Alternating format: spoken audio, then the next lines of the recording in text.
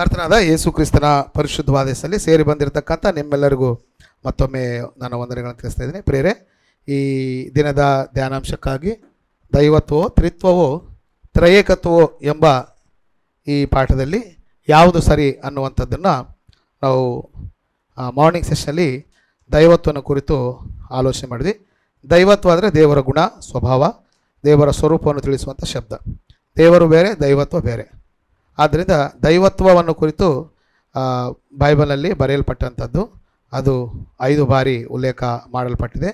3 ಬಾರಿ ನೆಗೆಟಿವ್ ಸ್ಟೇಟ್ಮೆಂಟಲ್ಲಿ ನಕಾರಾತ್ಮಕವಾಗಿ ಹೇಳಲ್ಪಟ್ಟಿದೆ, 2 ಬಾರಿ ಸಕಾರಾತ್ಮಕವಾಗಿ ಹೇಳಲ್ಪಟ್ಟಿದೆ ಎಂಬುದಾಗಿ ನಾವು ಆಲೋಚನೆ ಮಾಡಿದ್ವಿ. ನಂತರ ನಾವೇನು ಆಲೋಚನೆ ಮಾಡಿದ್ವಿ ಅಂದರೆ, ಈ ದೈವತ್ವ ಹೊಂದಿದವರು, ದೈವತ್ವ ಉಳ್ಳವರು ಬೈಬಲ್ನಲ್ಲಿ ಯಾರ್ಯಾರಿದ್ದಾರೆ, ದೈವತ್ವವನ್ನು ಹೊಂದಿರತಕ್ಕಂಥವರು ಯಾರ್ಯಾರಿದ್ದಾರೆ ಅನ್ನೋದನ್ನು ಬೈಬಲ್ ಯಾರಿಗೆ ದೈವತ್ವವನ್ನು ಆರೋಪ ಮಾಡುತ್ತೆ ಅಥವಾ ಬೈಬಲು ಯಾರಿಗೆ ದೈವತ್ವ ಇದೆ ಎಂಬುದಾಗಿ ಆರೋಪಿಸುತ್ತೆ ಅನ್ನೋದನ್ನು ನಾವು ಮಾರ್ನಿಂಗ್ ಸೆಷನಲ್ಲಿ ಆಲೋಚನೆ ಮಾಡಿದ್ವಿ. ತಂದೆಯಾದ ದೇವರಿಗೂ, ಮಗನಾದ ಯೇಸು ಕ್ರಿಸ್ತನಿಗೂ ಮತ್ತು ಪವಿತ್ರಾತ್ಮನಿಗೂ ದೈವತ್ವ ಇದೆ ಅನ್ನೋದನ್ನು ನಾವು ದೈವಗ್ರಂಥದಿಂದ ಆಲೋಚನೆ ಮಾಡಿದ್ವಿ. ಆದ್ದರಿಂದ ದೈವತ್ವ ತಂದೆ, ಮಗನಿಗೆ, ಪವಿತ್ರಾತ್ಮನಿಗಿದೆ. ದೈವತ್ವ ಇರ್ತಕ್ಕಂಥ ಪ್ರತಿಯೊಬ್ಬರು ದೇವರಾಗಿದ್ದಾರೆ, 100% ದೇವರಾಗಿದ್ದಾರೆ. ತಂದೆಯಾದ ದೇವರು, ಮಗನಾಗಿರ್ತಕ್ಕಂಥ ಯೇಸು ಕ್ರಿಸ್ತನು ದೇವರು, ದೇವರಾತ್ಮನಾಗಿರ್ತಕ್ಕಂಥ ಪವಿತ್ರಾತ್ಮನು ಕೂಡ ದೇವರು ಎಂಬುದಾಗಿ ದೇವರ ವಾಕ್ಯದಲ್ಲಿ ನಮಗೆ ಸ್ಪಷ್ಟವಾಗಿ ಬರೆಯಲ್ಪಟ್ಟಿದೆ. ಆಮೇಲೆ ಇವರು 3 ಬಿಟ್ಟು ಬೇರೆ ಯಾರಾದರೂ ಇದ್ದಾರಾ ಅಂತ ನಾವು ಆಲೋಚನೆ ಮಾಡಿದಾಗ, ಇವರನ್ನು ಬಿಟ್ಟು ಬೇರೆ ಯಾರಿಗೂ ದೈವತ್ವ ಇಲ್ಲ. ಈ 3 ಒಟ್ಟಿಗೆ ಕಾಣುವಂಥ ಒಂದು 3-4 ಸಂದರ್ಭಗಳನ್ನು ಕೂಡ ನಾವು ಆಲೋಚನೆ ಮಾಡಿದ್ದೇವೆ. ಸೊ ಇಲ್ಲಿಗೆ ನಾವು ಬೆಳಗಿನ ಅಂದರೆ ಮಾರ್ನಿಂಗ್ ಸೆಷನ್ನ ನಾವು ಮುಕ್ತಾಯ ಮಾಡಿಕೊಂಡಿದ್ವಿ. ನೆಕ್ಸ್ಟು ತ್ರಿತ್ವವನ್ನು ಕುರಿತು ಈ ಸಮಯದಲ್ಲಿ ನಾವು ಆಲೋಚನೆ ಮಾಡೋಣ. ಟ್ರಿನಿಟಿ ಎಂಬುದಾಗಿ ಹೇಳ್ತಾರೆ. ಈಗ ಸರಿಯಾಗಿ ಕೇಳಿ, ಟ್ರಿನಿಟಿ ದೈವತ್ವ ಅನ್ನೋದು ಬೈಬಲಲ್ಲಿ ಇದೆಯಾ ಅನ್ನೋದನ್ನು ಕ್ರಾಸ್ ಚೆಕ್ ಮಾಡಿದ್ವಿ. ಒಂದು 5 ಬಾರಿ ಬೈಬಲ್ನಲ್ಲಿ ಉಲ್ಲೇಖ ಮಾಡಲ್ಪಟ್ಟಿದೆ. ಈಗ ಈ ಟ್ರಿನಿಟಿ ಎಂಬುದಾಗಿ ಆಂಗ್ಲದಲ್ಲಿ ತರ್ಜುಮೆ ಮಾಡಿದ್ದಾರೆ.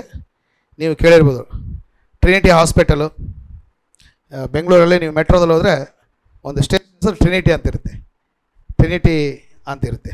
ಏನಿದು ಟ್ರಿನಿಟಿ? ತ್ರಿತ್ವ ಅಂತ ಕರೀತಾರೆ. ಈ ತ್ರಿತ್ವ ಅನ್ನೋದು ಅನೇಕರು ನಂಬ್ತಾರೆ. ತ್ರಿತ್ವ ಅನ್ನೋದನ್ನು ನೀವು ಕೂಡ ಕೇಳಿದ್ರೆ ಬದರ್ ಸುನಿ ಬದರ್ ಕೇಳಿದ್ರೆ ಬದರ್. ಸೊ ಏನಂತ ತ್ರಿತ್ವ ಅಂದರೆ ಏನರ್ಥ? ಇವರೊಂದು ರೆಫರೆನ್ಸ್. ಓಕೆ, ಸೊ ಸಮಯ ಆಗುತ್ತೆ, ನಾನು ಹೇಳಿಬಿಡ್ತೀನಿ. ತ್ರಿತ್ವ ಅನ್ನುವಂಥ ಶಬ್ದ ಬೈಬಲಲ್ಲಿ ಇದೆಯಾ? ಬೈಬಲಲ್ಲಿ ಎಲ್ಲದು ಇದೆಯಾ ಬದರ್? ಫ್ರಾನ್ಸಿಸ್ ಬದರ್, ತ್ರಿತ್ವ ಅನ್ನುವಂಥ ಶಬ್ದ, ಈಗ ದೈವತ್ವವನ್ನು ನೋಡಿದ್ವಲ್ಲ 5 ಬಾರಿ ತೋರಿಸಿದೆ ನಾನು. ತ್ರಿತ್ವ ಅನ್ನುವಂಥ ಶಬ್ದವನ್ನು whether we found anywhere in the Bible, entire ಬೈಬಲಲ್ಲಿ from Genesis to Revelation among all 66 books, ಎಲ್ಲಿ ಆದರೂ ನಾವು ಈ ತ್ರಿತ್ವ ಅಥವಾ ಟ್ರಿನಿಟಿ ಎಂಬ ಶಬ್ದ ಉಲ್ಲೇಖ ಮಾಡಲ್ಪಟ್ಟಿದೆಯಾ? ಮಾಡಿದೆ ಅಂದರೆ ಇಲ್ಲ ಅಂದರೆ ಇಲ್ಲ ಅಂತೇಳಿ. ಏನು ಬ್ರದರ್? ರೋಹನ್ ಅವರೇ, ಫ್ರಾನ್ಸಿಸ್ ಬ್ರದರ್, ಎಲ್ಲಾದರೂ ಈ ಶಬ್ದ ನೀವು ಓದಿದ್ದೀರಾ? ಇದೆಯಾ?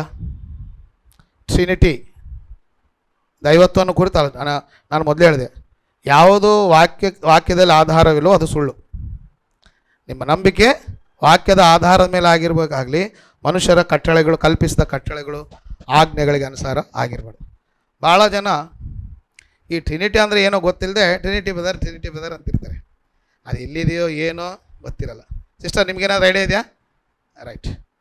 ಸೊ ನಾನು ಹೇಳ್ತೀನಿ, ಈ ಟ್ರಿನಿಟಿ ಎಂಬ ಶಬ್ದ 66 ಪುಸ್ತಕಗಳಲ್ಲಿ ನೀವು ಎಲ್ಲೂ ಹುಡುಕಿದ್ರು, ತಲೆ ಕೆಳಗಾಗಿ ಮೇಲೆ ಕಾಲ್ ಮಾಡಿ ತಪಸ್ಸು ಮಾಡಿದ್ರು ಎಲ್ಲಿ ಸಿಗಲ್ಲ ನಿಮಗೆ. ನಿಮ್ಮ ಜೀವನ ಪೂರ್ತಿ ಪರಿಶೋಧನೆ ಮಾಡಿದ್ರು, ಅರ್ಥಾಯ್ತಾ, ಹರಸಾಹಸ ಮಾಡಿದ್ರು, ಎಲ್ಲಿ ಕೂಡ ಈ ಟ್ರಿನಿಟಿ ಎಂಬ ಶಬ್ದ ಇಲ್ಲ. ಇದ್ದದ್ದನ್ನು ದೈವತ್ವ ಅನ್ನೋದನ್ನು ನಿಮಗೆ ತೋರಿಸಿದೆ, ಇರಲಾರ್ದನ್ನ ನಾನು ಹೇಳಲಿಕ್ಕೆ ಏನು ಬದರ್ ಸಾಧ್ಯ ಇಲ್ಲ. ನಿಮಗೇನಾದರೂ ಎಲ್ಲಾದರೂ ಓದ್ದಾಕೊಂಡ್ರೆ ನನಗೆ ಬ್ರದರ್ ಇಂಥಲ್ಲಿ ಇದೆ ಅಂತೇಳಿ ಈಗ ತಿಕ್ಕಿಲ್ಲ ಅಂದರೆ ಯಾವಾಗ ಸಿಕ್ಕರು ಫೋನ್ ಮಾಡಿ ಹೇಳ್ರಿ. ಸಿಗೋದು ಇಲ್ಲ, ಇಟ್ಸ್ ಮೈ ಓಪನ್ ಚಾಲೆಂಜ್. ಏನು ಬದರ್? ಟ್ರಿನಿಟಿ ಎಂಬ ಶಬ್ದ ಸಿಗಲ್ಲ. ಕೆಲವ್ರು ಏನು ಹೇಳ್ತಾರೆ ಅಂದರೆ, ಆ ಪದ ಇಲ್ಲ ಬದರ್, ಬೈಬಲಲ್ಲಿ ಆ ಪದ ಇಲ್ಲ, ಆದರೆ ಅದರ ಭಾವ ಇದೆ ಎಂಬುದಾಗಿ ಹೇಳ್ತಾರೆ. ನಾನು ಮಾತಾಡ್ತಾ ಇದ್ದೆ ಬದರ್, ಟ್ರಿನಿಟಿ ಎಂಬ ಶಬ್ದ ಇಲ್ಲ. ಕೆಲವು ವಾಕ್ಯ ಹೇಳ್ಬೇಕಾದ್ರೆ ನಾವು ಪ್ರೀಚರ್ಸ್ ಏನು ಮಾಡ್ತಂದರೆ, ಆ ಪದ ಪ್ರಯೋಗ ಇಲ್ಲದೇ ಇದ್ದರೂ ಅದರ ಭಾವ ಇದ್ದರೆ ಅದನ್ನು ನಾವು ಒಪ್ಪಿಕೊಳ್ಬೋದು. ಪದ ಪ್ರಯೋಗ ಇಲ್ಲ, ಎಂಟೈರ್ ಬೈಬಲಲ್ಲಿ ಆ ಪದ ಪ್ರಯೋಗ ಇಲ್ಲ.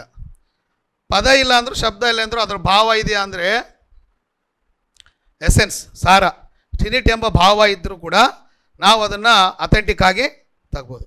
ಇದರ ಭಾವ ಅಥವಾ ಸಾರಾಂಶ ಎಲ್ಲಿಯೂ ಉಲ್ಲೇಖ ಮಾಡಲ್ಪಟ್ಟಿರುವುದಿಲ್ಲ. ಆ ಪದನೂ ಇಲ್ಲ, ಅಂಥದ್ದೊಂದು ಸಾರಾಂಶನೂ ಬೈಬಲಲ್ಲಿ. ಅರ್ಥ ಆಯ್ತಾ ಪದ ನಾನು ಹೇಳೋದು? ಆ ಪದ ಇಲ್ಲದೆ ಇದ್ರೂ ಪರವಾಗಿಲ್ಲ, ಅದ್ರ ಭಾವ, ಅದ್ರ ಸಾರಾಂಶ ಇದ್ದರೆ ನಾವು ಅದನ್ನು ಅನುಸರಣೆ ಮಾಡ್ಬೋದು, ನಂಬಬಹುದು. ಆದರೆ ಎಂಟೈರ್ ಬೈಬಲಲ್ಲಿ ಟ್ರಿನಿಟಿ ಎಂಬ ಶಬ್ದ ಇಲ್ಲ, ಅದರ ಸಾರಾಂಶನೂ ಅದರ ಭಾವನೂ ಅಂಥ ಒಂದು ಅರ್ಥನೂ ಬೈಬಲಿಲ್ಲ. ಟ್ರಿನಿಟಿ ಏನು ಹೇಳುತ್ತೆ ಅಂತ ಹೇಳಿದ್ರೆ ಚೆನ್ನಾಗಿ ಕೇಳಿ. What is the meaning of Trinity? ಈ ಟ್ರಿನಿಟಿಗೆ ಏನಂತ ಕರೀತಾರೆ ಅಂದರೆ, doctrine of the Trinity. Trinity ಸಿದ್ಧಾಂತ ಏನು ಹೇಳುತ್ತಂದರೆ, ಡಾಕ್ಟ್ರಿನ್ ಆಫ್ ದಿ ಟ್ರಿನಿಟಿ. ಚೆನ್ನಾಗಿ ಕೇಳಿ, ಡಾಕ್ಟ್ರಿನ್ ಆಫ್ ದಿ ಟ್ರಿನಿಟಿ. ಈ ಟ್ರಿನಿಟಿ ಎಂಬ ಸಿದ್ಧಾಂತ ವಾಟ್ ಇಟ್ ಡಿಕ್ಲೇರ್ಸ್, ಇದು ಏನು ಹೇಳುತ್ತೆ ಅಂತ ಹೇಳಿದ್ರೆ, ಇದು ಬೈಬಲಲ್ಲಿಲ್ಲ. ಮತ್ತೊಮ್ಮೆ ನಾನು ಹೇಳ್ತೀನಿ, ಎಲ್ಲಿಲ್ಲ? ಯಾರೋ ತಂದು ಜನರಲ್ಲಿ ಬಿತ್ತಿರೋದು. ಈಗ ಒಂದು ವೇಳೆ ಬೈಬಲ್ ಬಿತ್ತಿದ್ರೆ ಎಲ್ಲಿರುತ್ತೆ ಬದರ್? ಅದು ಬೈಬಲಲ್ಲಿರುತ್ತೆ. ಯಾರೋ ಮನುಷ್ಯರು ಹೊರಗಿನಿಂದ ತಂದು ಅದನ್ನು ಬಿತ್ತಿದ್ದಾರೆ ಅಂದರೆ ಅದಕ್ಕೂ ಬೈಬಲ್ಗೆ ಏನಿಲ್ಲ ಬದರ್? ಸಂಬಂಧ ಇಲ್ಲ. ಟ್ರಿನಿಟಿ ಸಿದ್ಧಾಂತ what it really ಶೇಸ್ that, what is the meaning of Trinity doctrine ಅಂತ ಹೇಳಿದ್ರೆ, ಈ ಟ್ರಿನಿಟಿ ಅನ್ನೋದು ಮೊದಲನೇ ಶತಮಾನದಲ್ಲಿ, ಯೇಸು ಕ್ರಿಸ್ತನ ಕಾಲ, ಮೊದಲನೇ ಶತಮಾನ ಅಂದರೆ ಫಸ್ಟ್ 100 ಇಯರ್ಸ್, ಈ ಟ್ರಿನಿಟಿ ಎಂಬ ಶಬ್ದವನ್ನು ಯೇಸು ಕ್ರಿಸ್ತನು ಬಳಸಲಿಲ್ಲ, ಆತನ ಶಿಷ್ಯರು ಕೂಡ ಇಲ್ಲಿ ಬಳಸಲಿಲ್ಲ. ಸೆಕೆಂಡ್ ಸೆಂಚುರಿಯಲ್ಲಿ ಈ ಪದನ ಮೊದಲನೇದಾಗಿ ಲ್ಯಾಟಿನ್ ಪದ ಅಂದರೆ ಈ ಪದವನ್ನು ಉಪಯೋಗಿಸಿ ಪ್ರತಿಪಾದನೆ ಮಾಡಿದಂಥ ವ್ಯಕ್ತಿ ಯಾರಂದರೆ ಟೆರ್ಟುಲಿಯನ್. ಯಾರು ಬದರ್? ಟೆರ್ಟುಲಿಯನ್ ಎಂಬ ಈ ವ್ಯಕ್ತಿ ಈ ಲ್ಯಾಟಿನ್ ಪದವಾಗಿರ್ತಕ್ಕಂಥ ಟ್ರಿನಿಟಾಸ್ ಎಂಬ ಲ್ಯಾಟಿನ್ ಪದವನ್ನು ಉಪಯೋಗಿಸಿ ಈ ಟ್ರಿನಿಟಿ ಎಂಬ ಒಂದು ಸಿದ್ಧಾಂತ ಹೇಳಿದ. ಇದಕ್ಕೆ ಈ ರೀತಿಯಾಗಿ ಹೇಳಿ ಕಾರಣ ಏನಂತ ಹೇಳಿದ್ರೆ, ಸೆಕೆಂಡ್ ಸೆಂಚುರಿಯಲ್ಲಿ ಏರಿಯನ್ ಕಾಂಟ್ರವರ್ಸಿ ಆಯಿತು. ಏರಿಯನ್ ಎಂಬ ಒಬ್ಬ ವ್ಯಕ್ತಿ, ಇದೆಲ್ಲ ಬೈಬಲ್ ಎಲ್ಲ ಚರಿತ್ರೆಯಲ್ಲಿ, ಏರಿಯನ್ ಎಂಬ ಒಬ್ಬ ವ್ಯಕ್ತಿ ಬಂದು ಯೇಸು ಕ್ರಿಸ್ತನಿಗೆ ದೈವತ್ವ ಇಲ್ಲ,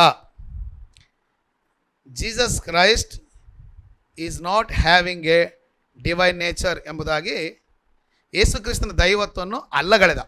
ಯಾರು? ಏರಿಯನ್. ಇದನ್ನೇ ಏನಂತ ಹೇಳಿದ್ರೆ ಏರಿಯನ್ ಕಾಂಟ್ರವರ್ಸಿ ಅಂತಾರೆ. AD 200 ನಡೆದಂಥ ಘಟನೆ ಇದು. ಕ್ರಿಸ್ತ ಶಕ 200 ನಡೆದಂಥ ಘಟನೆ. ಏರಿಯನ್ ಎಂಬ ವ್ಯಕ್ತಿ ಕ್ರಿಸ್ತನಿಗೆ ದೈವತ್ವ ಇಲ್ಲ, is only a ordinary human being, is a ordinary, ಸಾಮಾನ್ಯವಾದಂಥ ಒಬ್ಬ ವ್ಯಕ್ತಿ ಎಂಬುದಾಗಿ ಏರಿಯನ್ ಎಂಬ ಒಬ್ಬ ವ್ಯಕ್ತಿ ಏನು ಮಾಡಿದಂದರೆ ಗೊಂದಲ ಎಬ್ಬಿಸಿದ. ಇದನ್ನೇ ಏನಂತಾರೆ ಅಂದರೆ ಏರಿಯನ್ ಕಾಂಟ್ರವರ್ಸಿ ಅಂತ ಕರೀತಾರೆ. Area and controversy. ಈ ಕಾಂಟ್ರವರ್ಸಿಯನ್ನು ಏರಿಯನ್ ಎಂಬ ವ್ಯಕ್ತಿ ಗೊಂದಲ ಎಬ್ಬಿಸಿದ್ರೆ ಈ ಕಾಂಟ್ರವರ್ಸಿ ತಂದಿದ್ದು ಏರಿಯನ್ ಆದ್ದರಿಂದ ಅದಕ್ಕೇನಂತ ಹೆಸರಿಟ್ಟು ಅಂದರೆ ಏರಿಯನ್ ಕಾಂಟ್ರವರ್ಸಿ. ಇಲ್ಲಿ ಏನು ಚರ್ಚೆ ಮಾಡಿದೆ ಅಂದರೆ ಕ್ರಿಸ್ತನಿಗೆ ದೈವತ್ವ ಇಲ್ಲ, ಕ್ರಿಸ್ತನು ಕೂಡ ಸೃಜಿಸಲ್ಪಟ್ಟಂಥ ವ್ಯಕ್ತಿ, ಕ್ರಿಸ್ತನು ಕೂಡ ಸೃಷ್ಟಿಸಲ್ಪಟ್ಟಂಥ ವ್ಯಕ್ತಿ. ಬೈಬಲ್ನಲ್ಲಿ ಕೆಲವು ವಚನಗಳು ತಗೊಂಡು ಯೇಸು ಕ್ರಿಸ್ತನಿಗೆ ಸ್ವಂತ ಡಿವೈನ್ ನೇಚರ್ ಇಲ್ಲ, ಆತನನ್ನು ಕೂಡ ಯಾರು ಸೃಷ್ಟಿ ಮಾಡಿದ್ದಾರೆ? ತಂದೆಯಾದ ದೇವರು. ಈಗ ನಾನು ನಿಮಗೆ ಪ್ರಶ್ನೆ ಕೇಳ್ತೀನಿ, ಯಾರಾದರೂ ಸೃಷ್ಟಿ ಮಾಡಿದರೆ ಆತನ ದೇವರಾಗ್ಲಿಕ್ಕೆ ಸಾಧ್ಯನಾ? ಯೇಸು ಕ್ರಿಸ್ತನು ಸೃಷ್ಟಿಸಲ್ಪಟ್ಟವನ? ಎಲ್ಲಿ ಅಂಥದ್ದೇನಿಲ್ಲ, ಅಂಥದ್ದು ಎಲ್ಲಿ ಸೃಷ್ಟಿಸಲ್ಪಟ್ಟ ಹಾಗೆ. ಸೃಷ್ಟಿ ಎಲ್ಲ ಆತನ ಮೂಲಕ ಮಾಡಲ್ಪಟ್ಟಿದೆ ಅಂತೇಳಿ ಯೋಹಾನ 1:1 ಕೊಲೋಸಿ 1:15 ಹೇಳುತ್ತೆ. ಉಂಟಾದದ್ದೆಲ್ಲವೂ ಆತನಿಲ್ಲದೆ. ಸೊ ಮೀಡಿಯೇಟರ್ ಯೇಸು ಕ್ರಿಸ್ತನು ಸೂಚಿಸಲ್ಪಟ್ಟವನು ಅಲ್ಲ. ಈ ಕಾಂಟ್ರವರ್ಸಿ ಬಂದಾಗ ಈ ಟೆರ್ಟುಲಿಯನ್ ಏನು ಮಾಡಿದಂದರೆ, ಇದಾಗಲ್ಲ, ಇದು ದೊಡ್ಡ ಸಮಸ್ಯೆ ಆಗುತ್ತೆ, ದೊಡ್ಡ ಗೊಂದಲ ಆಗುತ್ತೆ ಅಂತೇಳಿ ಈ ಟ್ರಿನಿಟಾಸ್ ಎಂಬ ಲ್ಯಾಟಿನ್ ಪದವನ್ನು ಬಳಸ್ಕೊಂಡು ಟ್ರಿನಿಟಿ ಎಂಬ ಒಂದು ಸಿದ್ಧಾಂತವನ್ನು ಹೇಳಿದ. ಈ ಟ್ರಿನಿಟಿ ಸಿದ್ಧಾಂತ ಏನು ಹೇಳುತ್ತಂದರೆ, ದೇವರು ಒಬ್ಬನೇ, ಚೆನ್ನಾಗಿ ಕೇಳ್ರಿ, ದೇವರೊಬ್ಬನೇ, ದೇವರು 3 ಪೋಸ್ಟ್ನ ತ್ರಿಪಾತ್ರಾಭಿನಯ ಮಾಡಿದ್ದಾನೆ.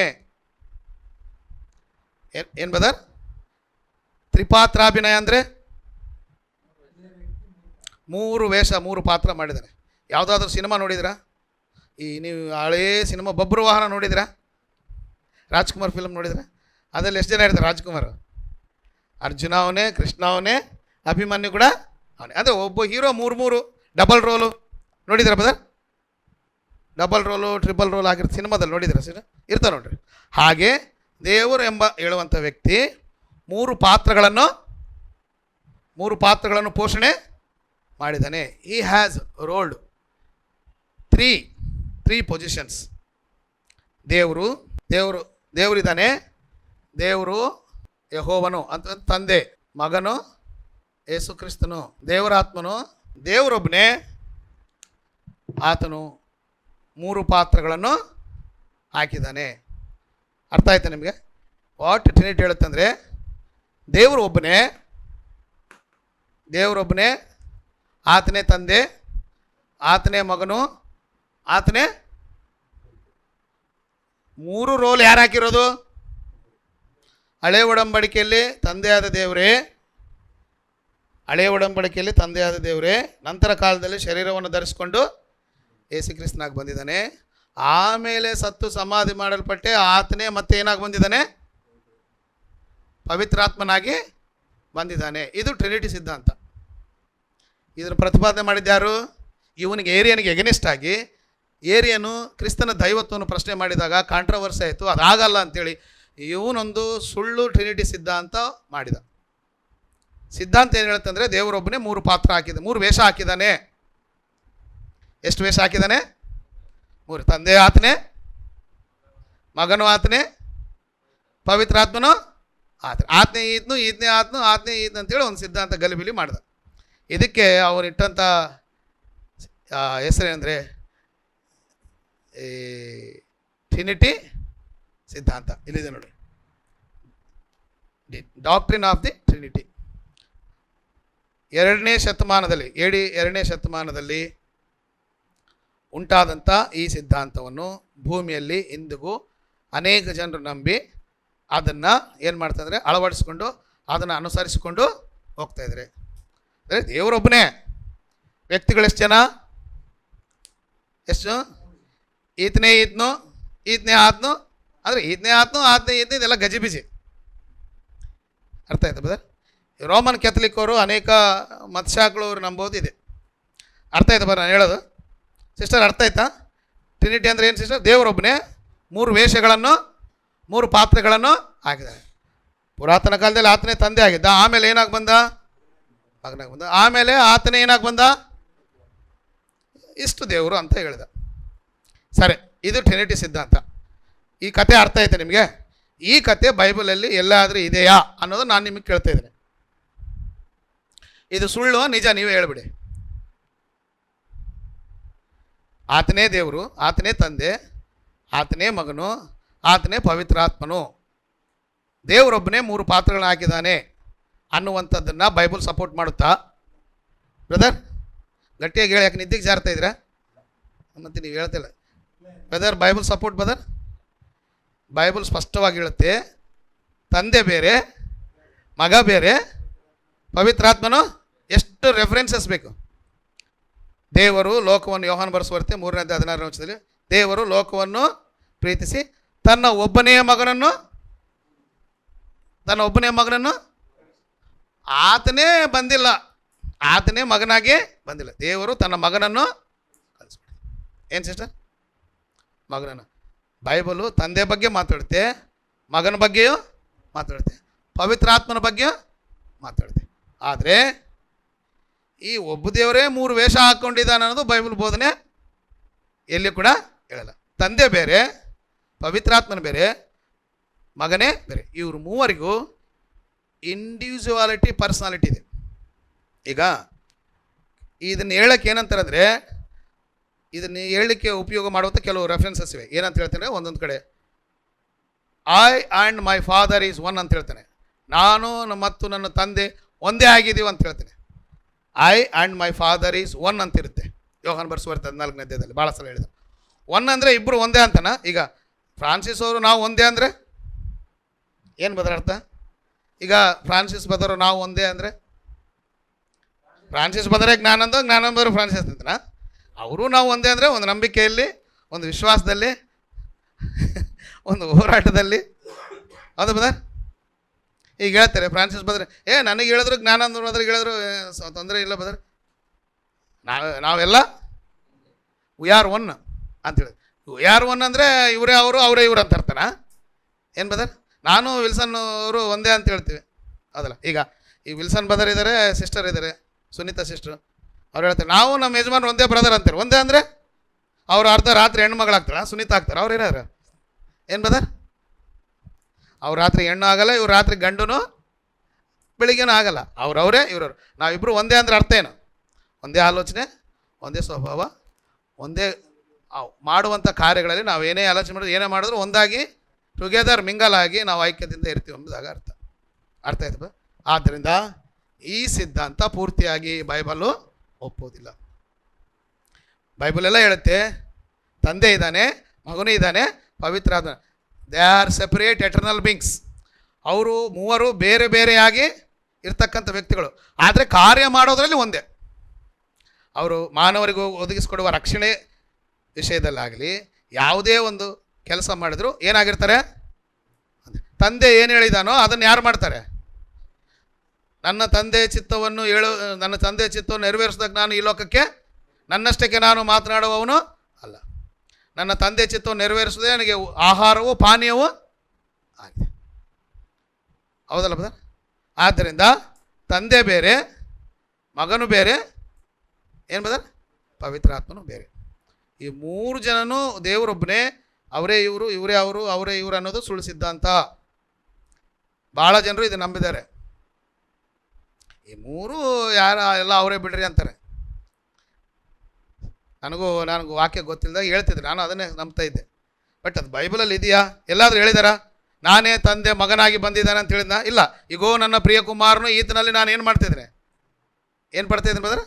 ಆನಂದ ಪಡ್ತೀನಿ. ಬೆಳಿಗ್ಗೆ ಓದೋಲ್ಲ, ಮೆಚ್ಚುಗೆ ಹೊಟ್ಟಿದ್ದಾನೆ, ಈತನ ಮಾತನ್ನು ಕೇಳಿ. ಆದ್ದರಿಂದ ಸಿಂಗಲ್ ವರ್ಸ್, ಒಂದು ವಚನ ಕೂಡ ಬೈಬಲ್ನಲ್ಲಿ ಟ್ರಿನಿಟಿಯನ್ನು ಸಪೋರ್ಟು ಮಾಡಲ್ಲ. ಇನ್ನೂ ಕೆಲವರು ಏನು ಹೇಳ್ತಾರೆ ಅಂದರೆ ದೇವರು ಅಂದ್ರೇ ಮೂವರು ಬದರ್ ಅಂತಾರೆ. ದೇವರೆಂಬ ಶಬ್ದದಲ್ಲಿ ಎಷ್ಟು ಜನ ಇದ್ದಾರೆ?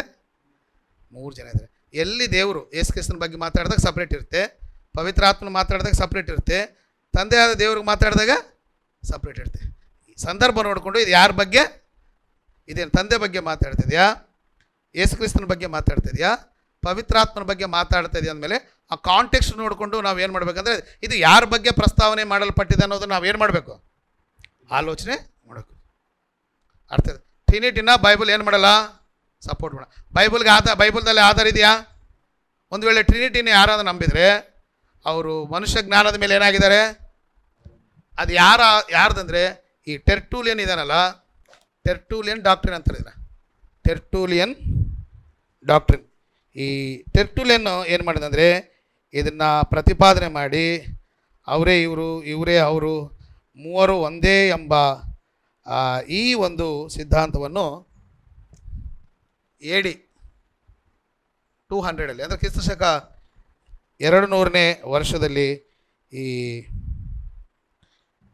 ಆಫ್ರಿಕನ್ ಪಂಡಿತನಿದ್ದನು. ಸೊ ಇವನು ಈ ಪ್ರತಿಪಾದನೆ ಮಾಡಲಿಕ್ಕೆ ಕಾರಣ ಏನೆಂದರೆ ಈ ಏರಿಯನ್ ಎಂಬ ವ್ಯಕ್ತಿ ಒಂದು ಕಾಂಟ್ರವರ್ಸಿ ಮಾಡಿದ. ಕ್ರಿಸ್ತನಿಗೆ ದೈವತ್ವ ಇಲ್ಲ, ಕ್ರಿಸ್ತನು ಸೃಜಿಸಲ್ಪಟ್ಟವನು, ಕ್ರಿಸ್ತನು ದೇವರೇ ಅಲ್ಲ, ಕ್ರಿಸ್ತನು ತಂದೆಯ ದೇವರು ಸೃಷ್ಟಿ ಮಾಡಿದ್ದಾನೆ ಎಂಬುದಾಗಿ ಒಂದು ಸುಳ್ಳು ಸಿದ್ಧಾಂತ. ಅದನ್ನು ತಪ್ಪು ಅಂತ ಹೇಳಿಕ್ಕೆ ಹೋಗಿ ಇವನೊಂದು ತಪ್ಪನ್ನು ಏನು ಮಾಡ್ದ? ಹೌದಲ್ವ? ಈಗ ವಿಲ್ಸನ್ ಬದರ್ ತಪ್ಪಿನಲ್ಲಿದ್ದಾರೆ, ಇವರು ತಪ್ಪು ಅಂತ ಹೇಳಕ್ಕೆ ಹೋಗಿ ಮತ್ತೆ ನಾನೊಂದು ತಪ್ಪು ಮಾಡಿದೆ. ಹೌದಾ? ಇವ್ರು ತಪ್ಪಲ್ಲಿದ್ದಾರೆ ಅಂದರೆ ನಾನಾದರೂ ಏನು ಹೇಳಬೇಕು? ಸರಿ ಹೇಳ್ಬೇಕು ತಾನೆ ಬದರ್? ಅದನ್ನು ತಪ್ಪನ್ನ ಏರಿಯನ್ ಕಾಂಟ್ರವರ್ಸಿನ ತಿದ್ದಲಿಕ್ಕೆ ಹೋಗಿ ಈ ಟೆರ್ಟ್ಯುಲಿಯನ್ ಎಂಬ ಆಫ್ರಿಕನ್ ಪಂಡಿತನು ಕೂಡ ಏನು ಮಾಡಿದೆ ಅಂದರೆ ಅದಕ್ಕಿಂತಲೂ ಭಯಂಕರವಾದಂಥ ಇನ್ನೊಂದು ತಪ್ಪನ್ನು, ದೊಡ್ಡ ತಪ್ಪನ್ನು ಮಾಡಿದ. ಆವಾಗಲಿಂದ ಈ ರೋಮನ್, ಇಡೀ ಪ್ರಪಂಚವನ್ನು ರೋಮನ್ನರು ಪರಿಪಾಲನೆ ಮಾಡಬೇಕಾದ್ರೆ ಇದನ್ನು ಅವರು ಬಳಕೆ ಮಾಡ್ತಾ ಈ ಜನರಲ್ಲಿ ಏನಾಯ್ತು ಅಂದರೆ ಬಲವಾಗಿ ಏನಾಯ್ತು ಬದರ ವ್ಯಾಪ್ತಿ ಆಯ್ತು. ಅದೇನು ಬೈಬಲ್ನಲ್ಲಿ ಇದೆಯಾ, ದೇವರು ಎಲ್ಲಾದರೂ ಹೇಳಿದಾನ? ಎಲ್ಲಿ ಇಲ್ಲ. ಎಲ್ಲಾದರೂ ಒಂದು ವಚನ ತೋರಿಸ್ತೀರ ಬದರ್? ಎಲ್ಲನೂ ಮೂರನ್ನ ಸಪ್ರೇಟಾಗಿ ಮಾತಾಡಿ. The Bible doesn't support Trinity. The doctrine of Trinity is completely against to the word of God. ತಂದೆ ಬೇರೆ, ತಂದೆ ಇಲ್ಲ ಅಂದರೆ ಇದಾನ, ಎಸ್. ಮಗನಿದ್ದಾನ ಅಂದರೆ ಎಸ್ ಇದ್ದಾನೆ. ನಾವು ಬೆಳಿಗ್ಗೆ ನೋಡಿದ್ವಲ್ಲ, ಪವಿತ್ರಾತ್ಮ ಇದ್ದಾನ ಬದರ್? ಇದ್ದಾನೆ. ಆದರೆ ಇವರು ಮೂವರು ಒಂದೇ ಪರ್ಸನಾಲಿಟಿ. ಅವತಾರ ಪುರುಷನೆಂಬುದಾಗಿ ದೇವ್ರನ್ನ ಚಿತ್ರೀಕರಣ ಮಾಡಿದ್ರು. ಅವತಾರ ಪುರುಷನಂತ ಗೊತ್ತಾ ಬದರ್? ಅವತಾರ ಪುರುಷ ಅಂದರೆ ದ್ವಾಪರ ಯುಗದಲ್ಲಿ ಕೃಷ್ಣನಾಗಿದ್ದಂತೆ, ಇನ್ನೊಂದು ಯುಗದಲ್ಲಿ ರಾಮನಾದಂತೆ, ಇನ್ನೊಂದು ಯುಗದಲ್ಲಿ ಏನೇನೋ ಆದ ಅಂತ ಹೇಳ್ತಾರೆ. ಗೊತ್ತಾ ಬದರ್ ನಿಮಗೆ? ಆ ಯುಗದಲ್ಲಿ ಕೃಷ್ಣನಾಗಿ ಬಂದಿದ್ದ, ಈ ಯುಗದಲ್ಲಿ ರಾಮನಾಗಿ ಬಂದಿದ್ದ, ಇನ್ನೊಂದು ಯುಗದಲ್ಲಿ ಇನ್ನೊಂದು ವ್ಯಕ್ತಿಯಾಗಿ ಬಂದಿದ್ದ ಅಂತೇಳಿ ಕೆಲವರು ಹಿಂದೂಸಮ್ನ ಪ್ರತಿಪಾದನೆ ಮಾಡ್ತಕ್ಕಂಥವ್ರು ಹೇಳ್ತಾರೆ.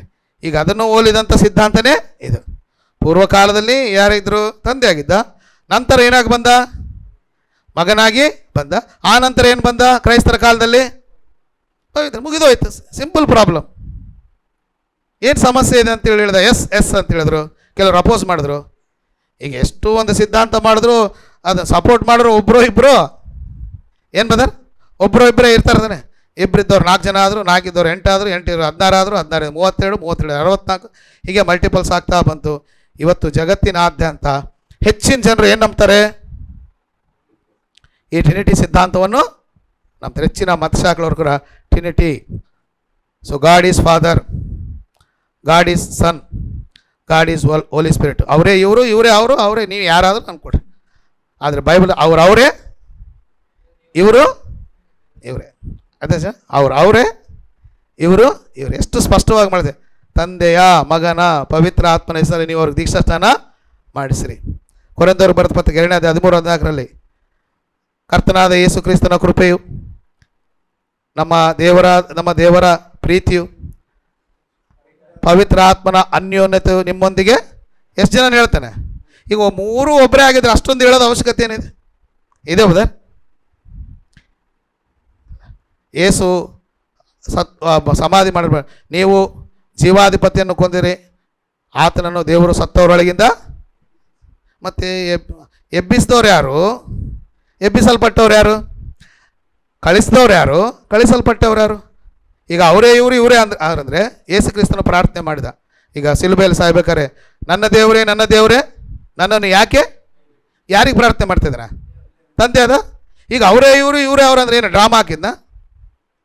ಈತ ಇಲ್ಲದು ಸೈ ಅಂತ ಪರಲೋಕಕ್ಕೆ ಹೋದ್ರ, ಮತ್ತೆ ಅಲ್ಲಿಂದ ಓಡಿ ಬಂದ ಕೆಳಗಡೆ.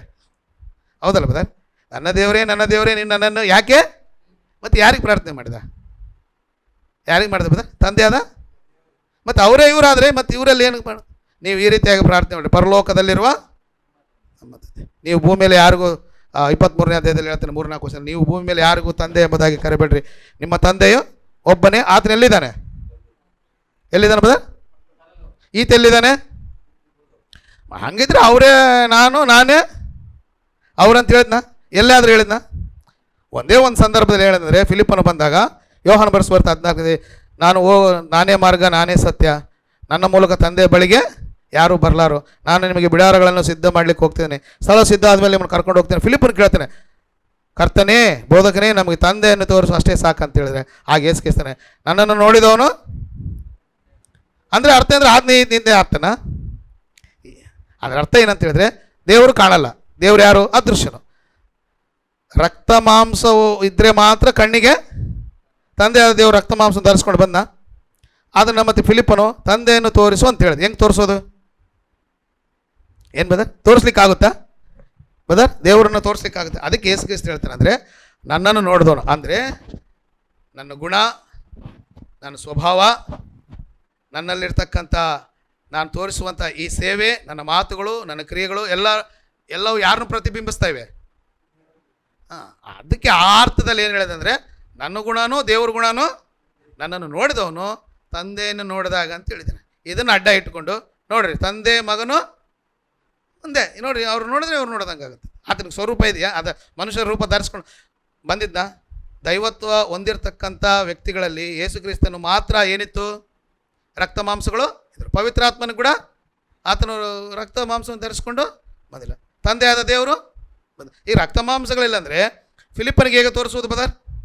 ಅದಕ್ಕೆ ಯೇಸು ಕ್ರಿಸ್ತ ಹೇಳ್ತಾನೆ ಅಂದರೆ, ನನ್ನನ್ನು ನೋಡಿದವನು ತಂದೆಯನ್ನು ನೋಡಿ. ಫಿಲಿಪ್ಪನೇ, ನಾನು ಇಷ್ಟು ಜೊತೆ ನಿನ್ನ ಜೊತೆಯಲ್ಲಿದ್ದೀನಿ ಇಷ್ಟು ಕಾಲ, ನೀನು ಇನ್ನೂ ನಿನಗೆ ಅರ್ಥ ಆಗಿಲ್ಲ ಅಂತ ಕೇಳ್ತೀನಿ. ಅದಕ್ಕೆ ಯೋಹಾನ ಬರೆಸುವರ್ತು 1:18 ತಂದೆಯನ್ನು ತೋರ್ಪಡಿಸುವುದಕ್ಕಾಗಿ ಮಗನು ಈ ಲೋಕಕ್ಕೆ ಬಂದ. ಅಂದರೆ ನನ್ನ ಗುಣ, ನನ್ನ ಮಾತು, ನನ್ನ ಸ್ವಭಾವ, ನನ್ನ ಸೇವೆ, ನಾನು ಮಾಡುವುದನ್ನೆಲ್ಲ ಕೂಡ same to copy to xerox to my father. ನನ್ನ ಗುಣ, ನನ್ನ ಸ್ವಭಾವ ಏನಿದ್ರೆ ನೀನು ತಂದೆ ನೋಡ್ದಂಗೆ ಅಂತ ಅರ್ಥ. Clear brother? So Bible single verse doesn't support the Trinity doctrine. ಅವರೇ ಇವರು, ಇವರೇ ಅವರು ಅನ್ನೋದು ಸುಳ್ಳು ಸಿದ್ಧಾಂತ, ಕಟ್ಟು ಕತೆ. ಅದು ಏನು ಬದರದು? ಅಜ್ಜಿ ಕತೆ, ಕಟ್ಟು ಕತೆ. It's a myth. Myth means ಕಟ್ಟು ಕತೆ. ಅದು ಬೈಬಲ್ ಎಲ್ಲಿ ಕೂಡ ಏನು ಮಾಡಲ್ಲ? ಸಪೋರ್ಟ್ ಮಾಡಲ್ಲ. ಒಂದು ವಚನ ಕೂಡ ತಂದೆಯಾದ ದೇವರು ನಾನೇ ಮಗನಾಗಿ ಬಂದಿದ್ದೀನಿ ಅಂತ ಹೇಳಿಲ್ಲ. ಯೇಸು ಕ್ರಿಸ್ತನೇ ನಾನೇ ತಂದೆ ಆಗಿದ್ದೆ ಬಂದಿದ್ದೀನಿ ಅಂತ ಹೇಳಿಲ್ಲ. ಪವಿತ್ರಾತ್ಮನು ಕೂಡ ನಾನೇ ದೇವರಾಗಿದ್ದೆ, ತಂದೆಯಾದ ದೇವರು ಯೇಸು ಕ್ರಿಸ್ತನಾಗಿ ಬಂದಿದೆ, ಮತ್ತು ಈ ಯುಗದಲ್ಲಿ ನಾನು ಪವಿತ್ರಾತ್ಮನ ರೂಪದಲ್ಲಿ ಬಂದಿದ್ದೀನಿ ಅಂತ ಎಲ್ಲಿ ಅವರು ಸ್ಟೇಟ್ಮೆಂಟು ಹೇಳಿಲ್ಲ. ಹೋಗಲಿ ಅಪೋಸ್ತಲರು ಏನಾರು ಹೇಳಿದ್ದಾರೆ? ಶಿಷ್ಯರು ಹೋಗಲಿ ಪ್ರವಾದಿಗಳು ಹೇಳಿದಾರ? ದೇವರು ತನ್ನ ಮಗನನ್ನು ಕಳಿಸ್ತಾನೆ, ನನ್ನ ಮಗನನ್ನು ಕಳಿಸ್ತಾನೆ, ತನ್ನ ಮಗನನ್ನು ಕಳಿಸ್ತಾನು. ದೇವರು ನಮ್ಮ ಮೇಲೆ ಪ್ರೀತಿಯನ್ನಿಟ್ಟು ತನ್ನ ಮಗನನ್ನು, ದೇವರು ನಮ್ಮ ಮೇಲೆ ಪ್ರೀತಿ ಇಟ್ಟು ತಾನೇ ಮಗನಾಗಿ ಬಂದ ಅಂತ ಬರಿಬೇಕಾಗಿತ್ತಲ್ಲ ಯೋಹಾನ 3:16. ಹೌದಾ ಬದ? ದೇವರು ನಮ್ಮನ್ನು ಎಷ್ಟೋ ಪ್ರೀತಿ ಮಾಡಿ ತಾನೇ ಮನುಷ್ಯನಾಗಿ ಅಂತ ಬರಿಬೇಕು ತಾನೆ? ಹಂಗೆ ಬರ್ತಿಲ್ಲ. ಏನಿದೆ? ತನ್ನ ಮಗನನ್ನು, ಮಗ ಬೇರೆ ತಂದೆ. ಸೊ ದೇ ಆರ್ ಅವ್ರ ಪರ್ಸನಾಲಿಟಿಲಿ ಬೇರೆ ಬೇರೆ ಆಗಿದ್ದಾರೆ. ಒಂದೇ ಅಂದರೆ ಒನ್ನೆಸ್ ಅಂದರೆ ಅರ್ಥ ಏನಂದರೆ ಆಲೋಚನೆ, ಅವ್ರು ಮಾಡುವಂಥ ಕೆಲಸ ಕಾರ್ಯಗಳು, ಮಾನವರ ರಕ್ಷಣೆಗಾಗಿ ಏನು ಮಾಡ್ತಾರೋ ಅವರೆಲ್ಲ ಒಂದೇ ಸ್ವಭಾವ ಇರ್ತದೆ. ತಂದೆ ಏನು ಹೇಳ್ತಾನೋ ಅದನ್ನೇ ಇವ್ರ ಮಾತಲ್ಲೇ ತಿರುಗಿಲ್ಲ. ಒಂದು 5 ಜನ ಪಾರ್ಟ್ನರ್ಸ್ ಇರ್ತಾರೆ ಕೆಲಸ. ಬ್ರದರ್ ಅವ್ರಿಗೆ ಹೇಳಿದ್ರೆ ನನಗೆ ಹೇಳ್ದಂಗೆ ಅಂತಾರೆ. ನಾವು ವಿಲ್ಸನ್ ಬದರು ಒಂದು ಯಾವುದೋ ಮಾಡ್ತಾ ಇರ್ತೀವಿ. ಯಾರೋ ಬಂದರು, ಫ್ರಾನ್ಸಿಸ್ ಬದರ್ ಬಂದು ಹೇಳಿದ್ರು, ಬ್ರದರ್ ಅವ್ರ ಹತ್ರ ಮಾತಾಡಬೇಕಾಗಿತ್ತು. ನಾನು ಹೇಳ್ತೀನಿ ಅಂತ ಅವ್ರು ಹೇಳ್ತಾರೆ, ಇಲ್ಲ ಜ್ಞಾನಂದ ಬ್ರದರ್ಗೆ ಹೇಳ್ಯಾರಂದ್ರೆ ಮುಗಿದು ಬರ, ನಾವೆಲ್ಲ ಒಂದೇ ಅಂತ ಹೇಳ್ತೀವಿ. ನಾವೆಲ್ಲ ಒಂದೇ ಅಂದರೆ ಆಲೋಚನೆ ಒಂದೇ, ಕ್ರಿಯೆಗಳು ಆ ಅರ್ಥದಲ್ಲಿ ಯೇಸು ಕ್ರಿಸ್ತನು ಮಾತಾಡಿದಲ್ಲಾಗಲಿ ನಾನೇ ಆತ್ನು ಆತನೇ ಈತನೇ ಅಂತ ಅಲ್ಲ. ಈ ಪಾಯಿಂಟ್ ಚೆನ್ನಾಗಿ ಕ್ಲಾರಿಟಿ ಮಾಡ್ಕೊಳ್ಳಿ. ಇಲ್ಲ ಅಂದರೆ ಸುಳ್ಳು ಸಿದ್ಧಾಂತದಲ್ಲಿ ಇರಬೇಕಾದಂಥ ಅವಶ್ಯಕತೆ ಇರುತ್ತೆ. ಅರ್ಥ ಆಯ್ತಾ brother? The Trinity is absolutely against to the word of God. So Bible single verse ಕೂಡ ಅದನ್ನು ಸಪೋರ್ಟು ಮಾಡಲ್ಲ. ವಾಕ್ಯಾಧಾರ ಇಲ್ಲದ್ದು. ಏನು ಬದರ್? ವಾಕ್ಯಾಧಾರ ಇಲ್ಲದ್ದು. ಅರ್ಥ ಆಯ್ತಾ? ಸೊ ಇದಕ್ಕೆ ಬೈಬಲ್ ಸಪೋರ್ಟ್ ಮಾಡಲ್ಲ. ಅದ್ರ ಬಗ್ಗೆ ಎಲ್ಲಿ ಏನು ಮಾಡಿಲ್ಲ, ಉಲ್ಲೇಖ ಮಾಡಲ್ಪಡೆ. ಅದಕ್ಕೆ ವಿರೋಧವಾಗಿರ್ತಕ್ಕಂಥ ವಚನಗಳ ಈ ಟ್ರಿನಿಟಿ ಸಿದ್ಧಾಂತವನ್ನು ಅಪೋಸ್ ಮಾಡ್ತಕ್ಕಂಥದ್ದನ್ನ ಅಥವಾ ಟ್ರಿನಿಟಿ ಸುಳ್ಳು ಅನ್ನೋದಕ್ಕೆ ಅನೇಕ ಎವಿಡೆನ್ಸಸ್ ನಮಗಿದೆ. ಮಗನೇ ಬೇರೆ, ತಂದೆಯೇ ಬೇರೆ, ಪವಿತ್ರಾತ್ಮನೇ ಬೇರೆ. ಈಗ ಪರಲೋಕದಿಂದ ಕಳಿಸಲ್ಪಟ್ಟಿದ್ದಾನೆ ಯಾರು? ಯೇಸು ಕ್ರಿಸ್ತನು. ಪರಲೋಕದಿಂದ ಕಳಿಸಲ್ಪಟ್ಟಂಥ ಪವಿತ್ರ ಕಳಿಸ್ತಾತನೊಬ್ಬನಿದ್ದಾನೆ, ಕಳಿಸಲ್ಪಟ್ಟವರಿಬ್ಬರು ಇದ್ದಾರೆ. ನೋಡಿ, 3 ಇಂಡಿವಿಜುವಲ್ಗೆ ಬೇರೆ ಬೇರೆಯಾಗಿ ಮಾತಾಡ್ತೀವಿ. ಆದ್ದರಿಂದ ತಂದೆ ಮಗನು, ಮಗನೇ ಪವಿತ್ರಾತ್ಮನು, ಪವಿತ್ರಾತ್ಮನ ತಂದೆ, ಈ 3 ಬೇರೆ ಬೇರೆ ಕಾಲಗಳಲ್ಲಿ ಬೇರೆ ಬೇರೆ ಪಾತ್ರಗಳು ಹಾಕಿದ್ದಾರೆ. ಈ ಟ್ರಿನಿಟಿ ಅನ್ನೋದು ಅದು ತಪ್ಪಾದಂಥ ಉಪದೇಶ, ಅದು ರಾಂಗು. ಒಂದು ವೇಳೆ ಯಾರಾದರೂ ಟ್ರಿನಿಟಿ ಸಿದ್ಧಾಂತ ಅನುಸರಿಸ್ತಾ ಇದ್ದರೆ, ಅದನ್ನು ನಂಬ್ತಾ ಇದ್ದರೆ ಇವತ್ತಿಗೆ ಕೈ ಬಿಡಿ. ಒಂದು ವೇಳೆ ನಂಬ್ತಾ ಇದ್ದರೆ ಎಲ್ಲಿ ಯಾವ ವಚನ ಇವತ್ತೇ ತೋರಿಸ್ಬಿಡಿ, ನಾನು ಕೂಡ ನಂಬ್ತೀನಿ ಅದನ್ನು. ನಾನು ಕೂಡ ಅದನ್ನು ಏನು ಮಾಡ್ತೀನಿ, ಇದ್ದರೆ ನಂಬಕ್ಕೇನಿದೆ ಬದರ್? ರೈಟ್. ಸೊ ಇದು ಸುಳ್ಳು ಸಿದ್ಧಾಂತ. ಆಮೇಲೆ ಇನ್ನೊಂದು ಸಿದ್ಧಾಂತ ಮಾಡೋದು, ಇಲ್ಲ ಬದರ್ ತ್ರಿತ್ವ ತಪ್ಪು. ಮೊದಲ ಏರಿಯನ್ ಕಾಂಟ್ರವರ್ಸಿನ ತಪ್ಪು ಅಂತ ಹೇಳಲಿಕ್ಕೆ ಇದು ಉಟ್ಕೊಳ್ತೆ, ಯಾವುದು? ಇದನ್ನು ತಪ್ಪು ಉಟ್ಕೊಳ್ಳೋಕ್ಕೆ ಇನ್ನೊಂದು ಸಿದ್ಧಾಂತ ಬಂತದ್ರೆ ಅಂದರೆ ತ್ರಯೇಕತ್ವ ಬದರ್, ತ್ರಿತ್ವ ಅಲ್ಲ. ಅದೇನದು? ಏನು ಬದರದು? ಟ್ರಯೂನ್ ಗಾಡ್. ತ್ರಯೇಕತ್ವ. ಈ ಸಿದ್ಧಾಂತ ಏನು ಹೇಳುತ್ತಂದ್ರೆ ಏರಿಯನ್ನ ತಪ್ಪು ಅಂತ ಹೇಳಿ ಇವರೊಂದು ಮಿಸ್ಟೇಕ್ ಮಾಡಿದ್ರು. ಯಾವುದು? ಟ್ರಿನಿಟಿ. ಈ ಟ್ರಿನಿಟಿ ತಪ್ಪು ಅಂತೇಳಿ ಬಂದಂಥ ಅದು ತಪ್ಪು ಅಂತ ನಿರೂಪಣೆ ಮಾಡ್ಲಿಕ್ಕೆ ಹೋಗಿ ಇನ್ನೊಂದು ತಪ್ಪು ಸಿದ್ಧಾಂತ ಬಂತು. ಅದನ್ನೇಂತಂದರೆ ಟ್ರೈನಿಯನ್ ಡಾಕ್ಟ್ರಿನ್. ಈ ಸಿದ್ಧಾಂತ ಏನು ಹೇಳುತ್ತಂದರೆ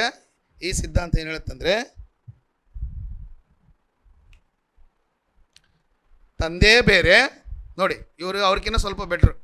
ತಂದೆ ಬೇರೆ, ಮಗನೇ ಏನು ಬೇರೆ. ಇವರು ಸ್ವಲ್ಪ ಟ್ವಿಸ್ಟ್ ಮಾಡಿದ್ರು, ಅದು ಯಾರಿಗೂ ಗೊತ್ತಾಗಲ್ಲ. ಸ್ವಲ್ಪ ಬುದ್ಧಿವಂತಿಕೆಯಿಂದ ಆಲೋಚನೆ ಮಾಡಿದ್ರೆ ಮಾತ್ರ ಗೊತ್ತಾಗುತ್ತೆ. ಅವ್ರು ಇರೋದನ್ನ ಸ್ವಲ್ಪ ತಿದ್ದಿ ಇನ್ನು ಅದಕ್ಕೆ ಒಂದು ಸ್ವಲ್ಪ ಪೇಂಟ್ ಮಾಡಿದ್ರು ಅನ್ನೋದು. ಅದೇ ಈಗ ಏನೋ ಗಾಡಿ ಕೆಟ್ಟೋಗಿರುತ್ತೆ, ಅದಕ್ಕೆ ಏನು ಮಾಡಿ ಪ್ಯಾಚ್ ವರ್ಕು, ಹೌದಲ್ಲ ಬ್ರದರ್? ಸೊ ಕಂಪ್ಲೀಟ್ ಇವರೇನು ಹೊಸದು ಮಾಡಲಿಲ್ಲ, ಅದು ಸ್ವಲ್ಪ ಆಲ್ಟ್ರೇಷನ್ ಮಾಡಿ ತಿರ್ಗಾ ಮುರುಗಾ ಅದನ್ನೇ ಮಾಡಿದ್ರು. ಏನು ಮಾಡ್ತದೆ ಈ ತ್ರಯಕತ್ವ ಸಿದ್ಧಾಂತ ಏನು ಹೇಳ್ತಂದರೆ, ತಂದೆ ಮಗನು ಪವಿತ್ರಾತ್ಮ ಇದಾರಲ್ಲ, ಅವ್ರು ಟ್ರಿನಿಟಿ ಹೇಳೋದಂದರೆ ಇವರೇ ಅವರು, ಅವರೇ ಇವರು, ಇವರೇ ಇವರು, ಇವರೇ ಅವರು, ಮತ್ತು ಇವರೇ ಇವರು, ಇವರೇ ಅವರು. ನೀವು ಹೆಂಗಾರ ಬರ್ರಿ, ಅವರೇ ಇವರು, ಇವರೇ ಅವರು ಅಂತ ಅವ್ರ ಸಿದ್ಧಾಂತ. ಯಾರ್ದು? ನೀವು ಮ್ಯಾಲಿಂದ ತೆಳಗನ ಬರ್ರಿ, ತೆಳಗಿಂದ ಮ್ಯಾಲನ್ನು ಹೋಗ್ರಿ. ಇವರೇ ಇವರು, ಇವರೇ ಇವರು, ಮತ್ತು ಇವರೇ ಇವರು, ಇವರೇ ಇವರು ಅಂತ ಟ್ರಿನಿಟಿ ಹೇಳಿದ್ರು. ಇವ್ರೇನು ಹೇಳಿದ್ರೆ ತ್ರಯಕತ್ವ ಅಂತ ಹೇಳಿದ್ರೆ ಏನು ಹೇಳಿದ್ರೆ, ದೇವರು ಎಂಬಂಥ ಒಂದು ಶಬ್ದ ತಗೊಂಡು, ಈ ದೇವರು ಎಂಬ ಶಬ್ದದಲ್ಲಿ ತಂದೆ ಇದ್ದಾನೆ, ಅವ್ರು ಬೇರೆ ಬೇರೆನೇ ಇವ್ರದ್ದು. ಇಲ್ಲಿ ಬೇರೆ ಬೇರೆ ಅಲ್ಲ ಅಂತ ಹೇಳಿ ಚೆನ್ನಾಗಿ ಅರ್ಥ ಮಾಡ್ಕೊಳ್ಳಿ. ಇಲ್ಲಿ ಬೇರೆ ಬೇರೆ ಅಲ್ಲ, ಎಲ್ಲ ಒಂದೇ ಅಂತ ಹೇಳಿದರು.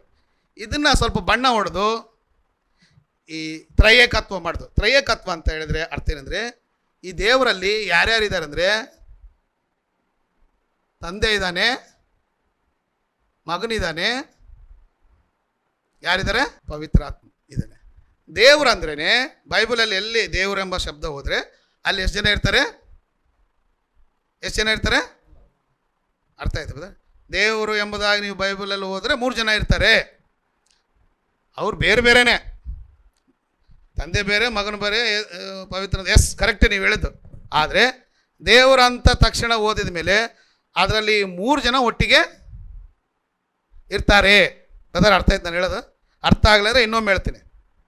ಇವರು ಬೇರೆ ಬೇರೆ ಅಲ್ಲ, ಎಲ್ಲ ಒಂದೇ ಅಂತ ಹೇಳಿದರು. ಇವರು ಇದು ಹೇಳಿದ ತಪ್ಪು, ಬೇರೆ ಬೇರೆನೇ. ಆದರೆ ದೇವರು ಎಂಬ ಶಬ್ದದಲ್ಲಿ ನೀವೆಲ್ಲೇ ದೇವರು ಅಂತ ಓದಿದರೆ ಅದರಲ್ಲಿ ಯಾರನ್ನ ಹಾಕಬೇಕು? ಹಾಕಬೇಕು? 3 ಜನ ಒಟ್ಟಿಗೆ ಸೇರಿದರೆ ದೇವರು ಫಾರ್ಮ್ ಆಗ್ತಾರೆ. ಇದು 3 ಜನ ಒಟ್ಟಿಗೆ ಸೇರಿದರೆ ಅಂದರೆ ಮಗನಿಲ್ದಂಗ ತಂದೆ ಅರ್ಧಂಬರ್ಧ ದೇವರು, ಆಫ್ ದೇವರು. ಅಂದರೆ ಇವರು 3 ಸೇರಿದ್ರೆ ದೇವ್ರು. ಅಂದರೆ ಈ ಒಬ್ಬರೇ ಇದ್ದರೆ ದೇವರಲ್ಲ ತಾನೆ? ಅದರ ಅರ್ಥ ಆಯ್ತಾ? ಈಗ ಹೆಂಡತಿ, ಮಕ್ಕಳು, ಯಜಮಾನ 3 ಜನ ಎಲ್ಲರಿದ್ದರೆ ಅದನ್ನು ಏನಂತಾರೆ? ಕುಟುಂಬ ಅಂತಾರೆ. ಹೌದಾ ಬದ? 3 ಜನ ಸೇರಿದ್ರೆ ಏನಂತಾರೆ? ಅದನ್ನು ಮದುವೆ ಆಗಬೇಕು, ಮದುವೆ ಆದ ಮಕ್ಕಳಾದ್ರೆ ಅದನ್ನೇನಂತಾರೆ? ನನಗೊಂದು ಕುಟುಂಬ ಇದ್ದರೆ ಅದು. ಈಗ ಈ ಸಿದ್ಧಾಂತ, ತ್ರಯೇಕತ್ವ ಸಿದ್ಧಾಂತ ಏನು ಹೇಳುತ್ತಂದರೆ, ದೇವರಂದ್ರೇ ತಂದೆ, ಮಗ, ಪವಿತ್ರಾತ್ಮನು. ಇವ್ರನ್ನ ತಪ್ಪು ಅಂತ ಹೇಳಕ್ಕೆ ಹೋಗಿ ಇವರು ಸ್ವಲ್ಪ ಪ್ಯಾಚ್ ವರ್ಕ್ ಮಾಡಿ ಮತ್ತೆ ಇವ್ರು ಎಲ್ಲಿ ಅಂದರೆ ಅದೇ ಇವ್ರೇನು ಹೇಳಿದ್ರಂದರೆ, ದೇವರಂದ್ರೇ ತಂದೆ, ಮಗ, ಪವಿತ್ರಾತ್ಮನು. ಮಗನು ಪವಿತ್ರಾತ್ಮನು ಒಂದು ವೇಳೆ ಇಲ್ಲ ದೇವರಂದರೆ ಈತ ಪರಿಪೂರ್ಣನಾದ ದೇವರಲ್ಲ. ಈತ ಕಂಪ್ಲೀಟ್ 100% ದೇವರಾಗಬೇಕಂದ್ರೆ ಯಾರಿರಬೇಕು? ಸರ್, ಪವಿತ್ರಾತ್ಮನಿಲ್ಲ. ಮಗನಿದ್ದಂದರೆ ಈತೊಂದು 50%, ಈತೊಂದು 25%, ಈತನು 25%. ಟೋಟಲ್ ಎಷ್ಟಾಯಿತು ಬ್ರದರ್? 50, 25, 25 ಆಗ್ತದೆ. ಎಷ್ಟಾಯಿತು? ಈಗ ದೇವರಾಯಿತು. ಇದು ನೋಡಲಿಕ್ಕೆ ಚೆನ್ನಾಗಿದೆಯಲ್ಲ ಅನ್ಬೋದು. ಅಂದರೆ ಮಗನು, ತಂದೆಯು ಪರಿಪೂರ್ಣ ಅಲ್ಲ, ಮಗನೂ ಪರಿಪೂರ್ಣ ಅಲ್ಲ, ಪವಿತ್ರಾತ್ಮನು ಯಾರಲ್ಲ? ಈಗ 3 ಸೇರಿಸಿದ್ರೆ ದೇವರಂದರೆ ಒಬ್ರನ್ನ ಬಿಟ್ಟರೆ ಏನಾಗುತ್ತೆ ಬ್ರದರ್? ಇನ್ಕಂಪ್ಲೀಟ್. 3 ಸೇರಿದ್ರೆ ಒಂದು ಸೈಕಲ್ ಒಂದು ಕಂಪ್ಲೀಟ್ ಆಗುತ್ತಂದರೆ, ಒಬ್ಬರಿಲ್ಲ ಅಂದರೆ ಅದು ಏನಾಗಲ್ಲ ಬ್ರದರ್? ಕಂಪ್ಲೀಟು ಆಗಲ್ಲ. ಅಂದರೆ ಈತನೂ ಅಸಂಪೂರ್ಣನು, ಈತನೂ ಅಸಂಪೂರ್ಣನು. ಈ ಸೈಕಲಲ್ಲಿ, ಈ ಕುಟುಂಬದಲ್ಲಿ ಯಾರಿಲ್ಲ ಅಂದರೆ ಇವ್ರು ಅರ್ಧಂಬರ್ಧ ದೇವರುಗಳು ಅಂತ ಇದರ ಅರ್ಥ. ಅರ್ಥ ಆಯ್ತು ಬದ ನಾನು ಹೇಳೋದು? ಇವ್ರು 3 ಇದ್ರೇ ಏನಂತೆ? ದೇವರು. ಆದರೆ ಒಬ್ಬರಿಲ್ಲ ಅಂದರೆ ಒಂದು ಸ್ವಲ್ಪ, ಇಬ್ಬರಿಲ್ಲ ಅಂದರೆ ಇನ್ನೊಂದು ಸ್ವಲ್ಪ. 3 ಇದ್ರೇ ದೇವರೆಂಬುದಾಗಿ ಕಂಪ್ಲೀಟ್ ಆಗುತ್ತೆ ಅಂತೇಳಿ ತ್ರಯೇಕತ್ವ. 3 ಜನ ಸೇರಿದರೆ, ಈಗ ಅದಕ್ಕೆ ನೋಡಿ ಕೆಲವ್ರು ಏನು ಹೇಳ್ತಾರೆ ಗೊತ್ತಾ ಅಂದರೆ, ತ್ರಯೇಕತ್ವ ಹೆಸರಲ್ಲಿ ನಿಮ್ಗೆ ವಂದನೆಗಳು ಬ್ರದರ್, ಪ್ರೈಸ್ ಲಾರ್ಡ್ ಬ್ರದರ್ ಅಂತಾರೆ. ಎಲ್ಲೇ ಆದರೂ ತ್ರಯೇಕತ್ವ ಅನ್ನೋದು ಬೈಬಲಲ್ಲಿ ಇದೆಯಾ? ಈ ಟ್ರಿನಿಟಿ ಎಂಬ ಶಬ್ದ ನಾವು ಬೈಬಲಲ್ಲಿಲ್ಲ. ತ್ರಯೇಕ ದೇವರು ಎಂಬುದಾಗಿದೆಯಾ? ಆದಿಯಲ್ಲಿ ದೇವರು ಭೂಮಿ ಆಕಾಶಗಳನ್ನು, ಆದಿಕಾಂಡ 1:1 ಏನು ಹೇಳುತ್ತೆ ಬ್ರದರ್? ಆದಿಯಲ್ಲಿ ದೇವರು, ಆದಿಯಲ್ಲಿ ತ್ರಯೇಕ ದೇವರು ಭೂಮಿ ಆಕಾಶಗಳನ್ನು ಉಂಟು ಮಾಡಿದಂತೈತ್ಯಾ? ನನ್ನ ಪ್ರಶ್ನೆ ಅರ್ಥ ಆಯ್ತಾ? ಇನ್ನೊಮ್ಮೆ ಹೇಳ್ತೀನಿ. ಆದಿಯಲ್ಲಿ ದೇವರು ಭೂಮಿ ಆಕಾಶಗಳನ್ನು ಇದೆಯಾ? ಇದೆ. ಒಂದು ವೇಳೆ ಈ ಸಿದ್ಧಾಂತದ ಪ್ರಕಾರ ಬೈಬಲ್ ಬರಬೇಕಾದ್ರೆ ಮೋಶೆ ಏನು ಬರಬೇಕಾಗ್ತಾರೆ? ಆದಿಯಲ್ಲಿ ತ್ರಯೇಕ ದೇವರು ಭೂಮಿ ಆಕಾಶಗಳನ್ನು ಉಂಟು ಮಾಡಿದರು. ಇದನ್ನು ಹೇಳಲಿಕ್ಕೆ, ಇದನ್ನು ಬಲವಾಗಿ ಸ್ಥಾಪನೆ ಮಾಡಲಿಕ್ಕೆ ಈ ಭೂಮಿ ಅಟ್ಮಾಸ್ಫಿಯರ್ಗೆ ಸಂಬಂಧಪಟ್ಟಂಥ ಕೆಲವು ಉದಾಹರಣೆಗಳನ್ನು ಬಳಸಿ ಜನರನ್ನ ಏನು ಮಾಡಿದ್ರೆ ಕನ್ಫ್ಯೂಸ್ ಮಾಡಿದ್ರು. ಮೊದಲೇ ಒಂದು ಉದಾಹರಣೆ ಏನಂತ ಹೇಳಿದ್ರೆ, ಈ ಎಳ್ನೀರು ನೋಡಿದಿರಾ? ಏನಂತಾರೆ ಬದಲಿ? ಕೋಕೋನಟ್ ಏನಂತೀರಿ? ಈ ಎಳ್ನೀರು, ಇದು ಕೋಕೋನಟ್ಗೆ ಏನಂತೀರಿ? ಬೊಂಡನಾ? ಎಳ್ನೀರು, ನಾವು ಕಡೆ ಎಳ್ನೀರು ಅಂತೆ. ಎಳ್ನೀರು ಹೊರಗಡೆ ಏನಿರುತ್ತೆ? ಹೊರಗಡೆ ಹಸಿರು ಇರುತ್ತೆ ನೋಡಿ, ಅದು ತಂದೆ. ಅದು ಏನೋ ತಂದೆ. ಒಳಗಡೆ ಕೊಬ್ಬರಿ ಇರುತ್ತಲ್ಲ, ಅದು ಮಗ. ಅದ್ರಲ್ಲಿ ನೀರು ಇರುತ್ತೆ ನೋಡಿ, ಅದು ಯಾರು? ಮುಗೀತಿಷ್ಟೇ. ಬೊಂಡ ತಗೊಂಡ್ರಿ, ಹೊರಗಡೆ ಗಟ್ಟಿಯಾಗಿರ್ತಲ್ಲ ಹಸಿರು, ಅದೇನು? ತಂದೆ. ಒಳಗಡೆ ಕೊಬ್ಬರಿ ಚಿಪ್ಪಿರ್ತಲ್ಲ, ಅದೇನು? ಮಗ. ನೀರು, ನಾವೇನು ನೀರು, ಕೊಬ್ಬರಿ ಚಿಪ್ಪು, ಹೊರಗಿನ ಭಾಗದ ಎಲ್ಲದನ್ನು ಸೇರಿ ಏನಂತ? ಬೊಂಡ ಅಂತ. ಹಂಗೆ ದೇವರು. ನಂಬರ್ 1. ಎರಡನೇದು, ಎಗ್ ನೋಡಿದಿರಾ? ಕೋಳಿ ತತ್ತೆ. ಹೊರಗಡೆ ಇದು ನೋಡಿ ಕೆಂಪು ಹಸಿರುದು, ಅದು ತಂದೆ. ಏನು ಬ್ರದರ್? ಒಳಗಡೆ ಹೊರಗಿರೋದೆಲ್ಲ ತಂದೆ. ಆಮೇಲೆ ಒಳಗಡೆ ವೈಟ್ ಇರುತ್ತೆ ನೋಡ್ರಿ, ಅದು ಯಾರು? ಮಗ. ಆಮೇಲೆ ಹಸಿರುದು ಎಲ್ಲೋ ಒಂದು ಇರುತ್ತೆ ನೋಡ್ರಿ, ಎಲ್ಲೋ ಯೋಕ್ ಇರ್ತಲ್ಲ ಬರ್, ನೋಡಿದ್ರಾ? ಮೊಟ್ಟೆ ನೋಡಿದ್ರೆ ಇಲ್ವಾ? ಅದು ಯಾರು? ಅಷ್ಟೇ ದೇವರು. Number 2, orange ನೋಡಿದಿರಾ? ಆರೆಂಜ್ ಏನಂತಾರೆ ಬದಲೇ? ತಿಂತೀವಲ್ಲ, ಕಿತ್ಲೆ ಹಣ್ಣು ನೋಡಿದ್ರಾ? ಹೊರಗಡೆ ನೋಡಿದ್ರೆ ದಪ್ಪ ಚರ್ಮ ಇರುತ್ತೆ, ಅದು ಯಾರು? ಹೇಳಿ ಬದಾರ ನೀವು? ತಂದೆ. ಆಮೇಲೆ ಒಳಗಡೆ ಹಣ್ಣಿರುತ್ತೆ, ಅದು ಯಾರು? ಮಗ. ಆಮೇಲೆ ಅದರೊಳಗೆ ಬೀಜ ಇರುತ್ತೆ, ಅದು ಯಾರು? ಮುಗೀತು, ಇಷ್ಟೇ ದೇವರು. ನಂಬರ್ 3. ನಂಬರ್ 4, ನೀರು ನೋಡಿದ್ರಾ? ನೀರು ದೇವರು, ಅಂದರೆ ತಂದೆ ಆದ ದೇವರು. ಅಲ್ಲ ಸಾರಿ, ಗಟ್ಟಿ ಇರುತ್ತೆ ನೋಡ್ರಿ, ಐಸ್ ಗಟ್ಟಿ ಇರ್ತಲ್ಲ, ನೋಡಿದ್ರಲ್ಲ, ಐಸ್ ಕಟ್ ಮಾಡ್ತಾರೆ ನೋಡ್ರಿ, ಅದು ಯಾರಂದ್ರೆ ತಂದೆ ಆದ ದೇವರು. ಅದನ್ನು ತಗೊಂಬಂದು ಒಲೆಯಲ್ಲಿಟ್ಟರೆ ಏನಾಗುತ್ತೆ? ಅದು ಕುದಿಸಿದ್ರೆ ಅದು ಮಗ. ಆ ನೀರನ್ನು ಕುದಿಸಿದ್ರೆ ಅದೇ ಪವಿತ್ರ ಆತ್ಮ. ಏನು ಬದ? ಇಂಥ ಕೆಲಸಕ್ಕೆ ಬಾರದ ಉದಾಹರಣೆಗಳನ್ನೇ ಇಲ್ಲಿ. ಈ ಸೂರ್ಯ ಏನಂತೆ? ಸೂರ್ಯ ತಂದೆ, ಚಂದಮಾಮ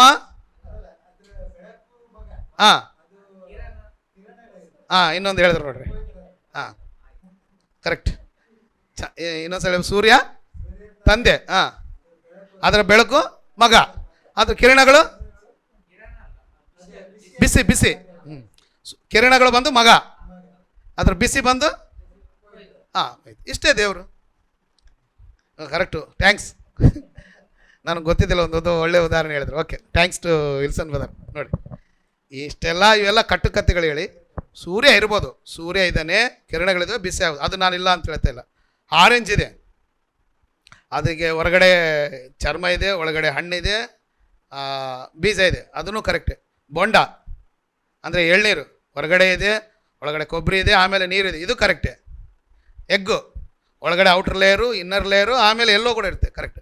ಆದರೆ ಇದು ತಂದೆ ಮಗ ಪವಿತ್ರ ಆದ ಹೋಲಿಸಿ ಹಿಂಗಂತೇಳಿ ಬೈಬಲಲ್ಲಿ ಇದೆಯಾ? ಇದು ಯಾವನೋ ಕಚಡ ನನ್ನ ಮಗ ಮಾಡಿದಂಥ ಉಪದೇಶ. ಏನು ಬದ? ಇದೆಲ್ಲ ಸುಳ್ಳು ಸಿದ್ಧಾಂತ. ಅದನ್ನು ದೈವತ್ವಕ್ಕೆ ಹೋಲಿಸಬಾರ್ದು. ನೀರು ಮಂಜಿನ ಗಡ್ಡೆ ಕುದಿಸಿದ್ರೆ ನೀರಾಗುತ್ತೆ, ಆಮೇಲೆ ಇನ್ನೂ ಸ್ವಲ್ಪ ಇಟ್ಟಿಟ್ಟರೆ ಏನಾಗುತ್ತೆ? ಆವಿ ಆಗುತ್ತೆ ಎಂಬುದಾಗಿ ಸುಳ್ಳು ಸಿದ್ಧಾಂತಗಳನ್ನು ಹೇಳ್ತಾ ಇದ್ದಾರೆ. ಸೊ ಬೈಬಲ್ ಡಸಂಟ್ ಸಪೋರ್ಟ್ ಇಂಥ ಮೆಟೀರಿಯಲ್ಸ್ ಅಂದರೆ ಭೂಮಿಗೆ ಸಂಬಂಧಪಟ್ಟ ಉದಾಹರಣೆಗಳನ್ನು ತೆಗೆದುಕೊಂಡು ದೇವರ ಪರಿಶುದ್ಧತೆಯನ್ನು ಅಪಹಾಸ್ಯ ಮಾಡ್ತಾಯಿದ್ದಾರೆ ಮನುಷ್ಯರು. ಎಲ್ಲಾದರೂ ಬೈಬಲಲ್ಲಿ ಇದೆಯಾ? ಬರಿತಾ ಇದ್ರಲ್ಲ, ಈಗ ಅಪೋಸ್ತಲರು ಬರಿತಾ ಇದ್ರಲ್ಲ ಬದರ್, ನೋಡಿ ಕಿತ್ತಳೆ ಹಣ್ಣು ಹೆಂಗಿದೋ ಹಾಗೆ ದೇವರು, ಮೊಟ್ಟೆ ಹೆಂಗಿದೆಯೋ ಅವ್ರೇನು ಮೊಟ್ಟೆ ನೋಡಿಲ್ವಾ? ಏನು ಬದರ್, ಅವ್ರ ಕಾಲಕ್ಕೆ ಆರೆಂಜ್ ಇರಲಿಲ್ವಾ? ಅವ್ರೇನು ಎಳ್ನೀರು ನೋಡಿಲ್ವಾ? ಸೂರ್ಯನೇ ನೋಡಿಲ್ವಾ? ನೋಡಿಲ್ಲ ಬದರ್. ಆಕಾಶ ಭೂಮಿ ಉತ್ಪತ್ತಿ ಆದಾಗಿಂದ ಸೂರ್ಯನೇ ಇದೆ, ಕಿತ್ತಳೆ ಹಣ್ಣಿದೆ, ಎಲ್ಲವೂ ಇದೆ, ನೀರಿದೆ, ಮಂಜುಗಡ್ಡಿದೆ. ಅವ್ರಿಗೆ ಗೊತ್ತಿಲ್ವ? ಮತ್ತೆ ಅವ್ರಿಗೆ ಗೊತ್ತಿಲ್ಲಾರ್ದನ್ನ ನೀನು ಏನು ಮಾಡ್ತಾಯಿದೆ? ಏನು ಮಾಡ್ತಾಯಿದೆ ಅಂದರೆ ನೀನು ಏನೋ ಒಂದು ಸಿದ್ಧಾಂತ ಹೇಳಿದನ ಅದನ್ನು ಕನ್ವಿನೆನ್ಸ್ ಮಾಡಲಿಕ್ಕೆ ಮನುಷ್ಯರು ಇಂಥ ಏನು ಮಾಡುತ್ತೆ ಅಂದರೆ ಕೆಲಸಕ್ಕೆ ಬಾರದಂಥ ಉದಾಹರಣೆಗಳನ್ನು ಹೇಳ್ತಾರೆ. ಅದು ಕರೆಕ್ಟೇ, ಒಂದರಲ್ಲಿ 3 ಭಾಗ ಇರುತ್ತೆ, ಒಂದರಲ್ಲಿ 4 ಭಾಗ ಇರುತ್ತೆ. ಅದನ್ನು ನಾನು ತಪ್ಪಂತ ಹೇಳ್ತಿಲ್ಲ. ಆದರೆ ಅದನ್ನು ದೈವತ್ವಕ್ಕೆ, ದೇವರ ಸ್ವಭಾವಕ್ಕೆ ದೇವರಿಗೆ ಹೋಲಿಸೋದು ಅನ್ಯಾಯ. ಬೈಬಲಲ್ಲಿ ಪ್ರವಾದಿಗಳಾಗಲಿ, ಕ್ರಿಸ್ತನಾಗಲಿ, ಅಪೋಸ್ತಲರಾಗಲಿ, ದೇವರಾಗಲಿ, ಪವಿತ್ರಾತ್ಮನಾಗಲಿ ಎಲ್ಲಿ ಇಂಥ ಇಲಿಸ್ಟ್ರೇಷನ್ಸ್ನ ಒಂದು ವೇಳೆ ಅವ್ರಿಗೆ ಗೊತ್ತಿದ್ರೆ ಏನು ಮಾಡ್ತಾಯಿದ್ರು ಬ್ರದರ್? ಬೈಬಲಲ್ಲಿ ಏನು ಮಾಡ್ತಾಯಿದ್ರು? ಬರಿತಾಯಿದ್ರು. ಆದ್ದರಿಂದ ದೇವರಂದ್ರೆ ಮೂವರು ಅನ್ನೋದು ತಪ್ಪು. ದೇವರು ಎಂಬುದಾಗಿ ಹೇಳಿದಾಗ ಅದು ಯಾರ ಬಗ್ಗೆ ಅನ್ನೋದನ್ನ ಇಂಡಿವಿಜುವಲಿಟಿ ಆಗಿ ನೋಡ್ಕೋದು. ತಂದೆಯಾದ ದೇವರೇ ಬೇರೆ, ಮಗನೇ ಬೇರೆ, ಪವಿತ್ರಾತ್ಮನು.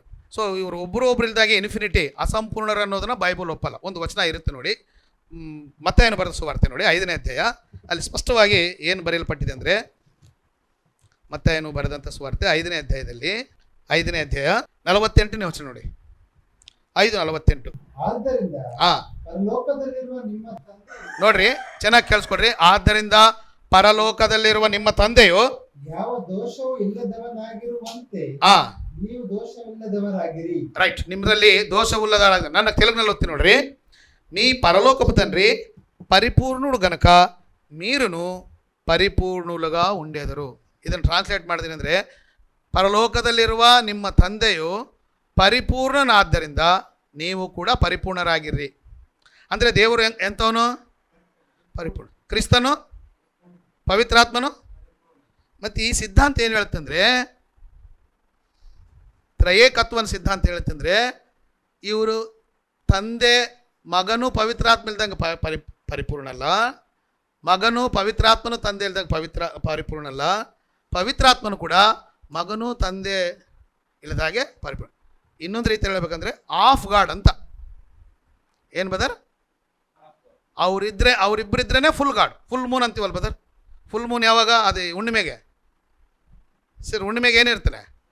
ಫುಲ್ ಮೂನ್ ಡೇ ಅಂತೆ, ಹೌದಲ್ಲ ಬದರ್? ಆಮೇಲೆ ಬರ್ತಾ ಬರ್ತಾ ಆಫ್ ಮೂನ್ ಕೂಡ ಆಗ್ತಾನೆ, ನೋಡಿದ್ರ? ಸೊ ಈ ಸಿದ್ಧಾಂತ ಹೇಳುತ್ತಂದರೆ ಆಫ್ ಗಾಡ್, ಒಬ್ಬರಿಲ್ಲದೆ ಇನ್ನೊಬ್ಬರು ಪರಿಪೂರ್ಣರಲ್ಲ ಅಂತ ಹೇಳುತ್ತೆ. ಆದರೆ ಬೈಬಲ್ ಹೇಳುತ್ತೆ ಇವರು ಇಂಡಿವಿಜುವಲ್ ಆಗಿ ಪರಿಪೂರ್ಣರೇ. ತಂದೆ, ನಿಮ್ಮ ಪರಲೋಕದಲ್ಲಿರುವ ತಂದೆ ಏನಾಗಿದ್ದಾನೆ? ಪರಿಪೂರ್ಣನೂ ಆಗಿದ್ದಾನೆ. ಹಾಗೆ ಕ್ರಿಸ್ತನು ಕೂಡ ಏನಾಗಿದ್ದಾನೆ? ಪರಿಪೂರ್ಣವಾದಂಥ ದೇವರು.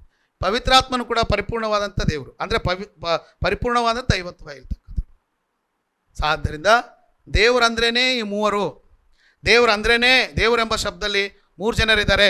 ನೀವು ಬೈಬಲಲ್ಲಿ ದೇವರು ಎಂಬ ಶಬ್ದ ಓದ ತಕ್ಷಣ 3 ಜನರು ಅದರಲ್ಲಿದ್ದಾರೆ. 3 ಜನ ಸೇರಿದ್ರೇ ದೇವರು ಅನ್ನೋದು ಈ ತ್ರಯೇಕತ್ವ ಸಿದ್ಧಾಂತ ಹೇಳುತ್ತೆ. ಇದು ಕೂಡ ಬೈಬಲ್ಗೆ ವಿರುದ್ಧವಾದಂಥ ಸ್ಟೇಟ್ಮೆಂಟ್.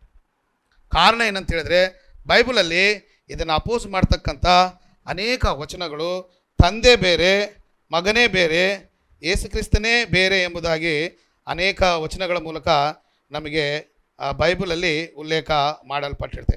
ಉದಾಹರಣೆಗೆ 1-2 ವಚನ ನಾನು ತೋರಿಸ್ತೀನಿ ನೋಡ್ರಿ. ಯೋಹಾನನು ಬರೆದ ಸುವಾರ್ತೆ 5ನೇ ಅಧ್ಯಾಯ 32 ವಚನ ನೋಡಿ.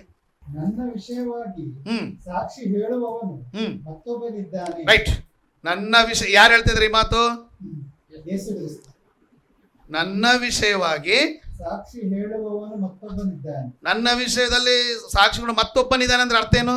ಆದ್ರೆ ಅದು ಯಾರೇ ಆಗಲಿ, ಇನ್ನೊಬ್ರು ಇದ್ದಾರೆ ಅಂದ್ರೆ ಏನು ಬದರ ಅರ್ಥ? ನಾನಲ್ಲ ಅಂತ ನನಗಿಂತ ಇನ್ನೊಬ್ರು ಅದರ್ ದ್ಯಾನ್ ಮೀ. ಅರ್ಥ ಆಯ್ತು ಬದರ್? ಅದರ್ ದ್ಯಾನ್ ಮೀ ಅಂದರೆ ನಾನು ಬೇರೆ, ನನಗೆ ಸಾಕ್ಷಿ ಕೊಡುವವನು ಬೇರೆ. ಈ ಸಿದ್ಧಾಂತ ಹೇಳುತ್ತೆ ದೇವರು ಅಂದ್ರೇ 3 ಜನ ಒಟ್ಟಿಗೆ. So Bible doesn't support.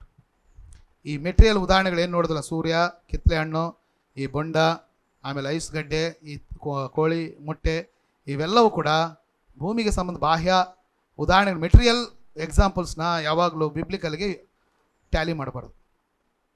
ಆ ರೀತಿ ಅದು. ಆದ್ದರಿಂದ ಇನ್ನೊಂದ್ಸಲ ಓದಿ ಬದ್ರೆ 5:43.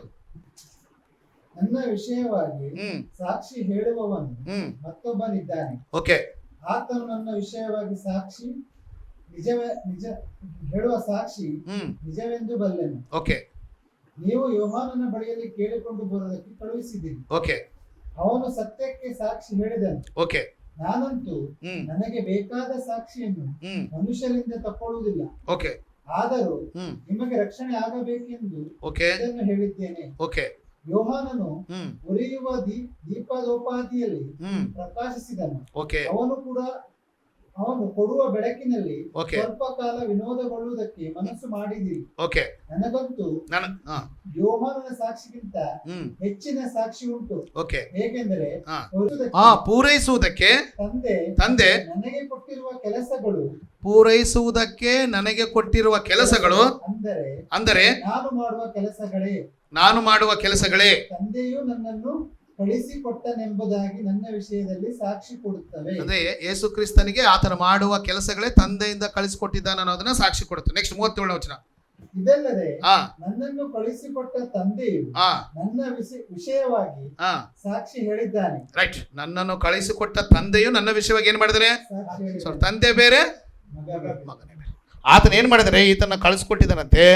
ಆತನ ಏನ್ ಮಾಡಿದಾನಂದ್ರೆ ಆತನ ಬಗ್ಗೆ ಸಾಕ್ಷಿ ಕೊಟ್ಟಿದ್ದೇನೆ. ಏನಂತ ಈತನೇ ನನ್ನ ಪ್ರಿಯ ಮಗನು, ಈತನ ನಾನು ಮೆಚ್ಚಿದ್ದೇನೆ. ನಿಮ್ಮಲ್ಲಿ ಪ್ರತಿಯೊಬ್ಬರು ಈತನ ಮಾತನ್ನು ಕೇಳಿರಿ. ಆದ್ದರಿಂದ ದೇವರು ಎಂಬ ಶಬ್ದವನ್ನು ಬೈಬಲಲ್ಲಿ ಓದಬೇಕಾದ್ರೆ ಅದು ಯಾರ ಬಗ್ಗೆ ಹೇಳಿದೆ ಅನ್ನೋದನ್ನ ನಾವು ಏನು ಮಾಡ್ಬೇಕಂದ್ರೆ ಸಂದರ್ಭಕ್ಕೆ ತಕ್ಕಾಗಿ ಓದಿಕೊಂಡು ಅರ್ಥ ಆಯ್ತಾ ಬದರ್? ನಾನು ಹೇಳೋದು ಮತ್ತೊಮ್ಮೆ ಹೇಳ್ತೀನಿ, ಅಗೇನ್ ರಿಪೀಟು ಒನ್ಸ್ ಅಗೇನ್. ದೇವರೆಂಬ ಶಬ್ದ ಬೈಬಲಲ್ಲಿ ಓದಬೇಕಾದ್ರೆ ಅದು ಯಾರ ಬಗ್ಗೆ ಕಾಂಟೆಕ್ಸ್ಟ್, ಆ ಸಂದರ್ಭ ಯಾರ ಬಗ್ಗೆ ಬರೆಯಲ್ಪಟ್ಟಿದೆ ಅನ್ನೋದ್ರ ಮೇಲೆ ನಾವು ಆ ವಚನ ಭಾಗವನ್ನು ವಿಶ್ಲೇಷಣೆ ಮಾಡಬೇಕು.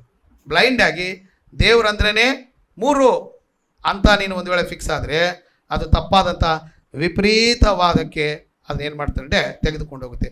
ಇದು ಮಿಸ್ಜಡ್ಜ್ ಆದರೆ ಇದನ್ನು ಅಪಾರ್ಥ ಮಾಡಿಕೊಂಡ್ರೆ ಎಷ್ಟು ಗೊಂದಲ ಉಂಟಾಗುತ್ತದೆ ಅಂದರೆ ಒಂದು ವಚನ ತೋರಿಸ್ತಾರೆ. ಯೋಹಾನ ಬರೆಸುವಾರ್ತೆ 3:16.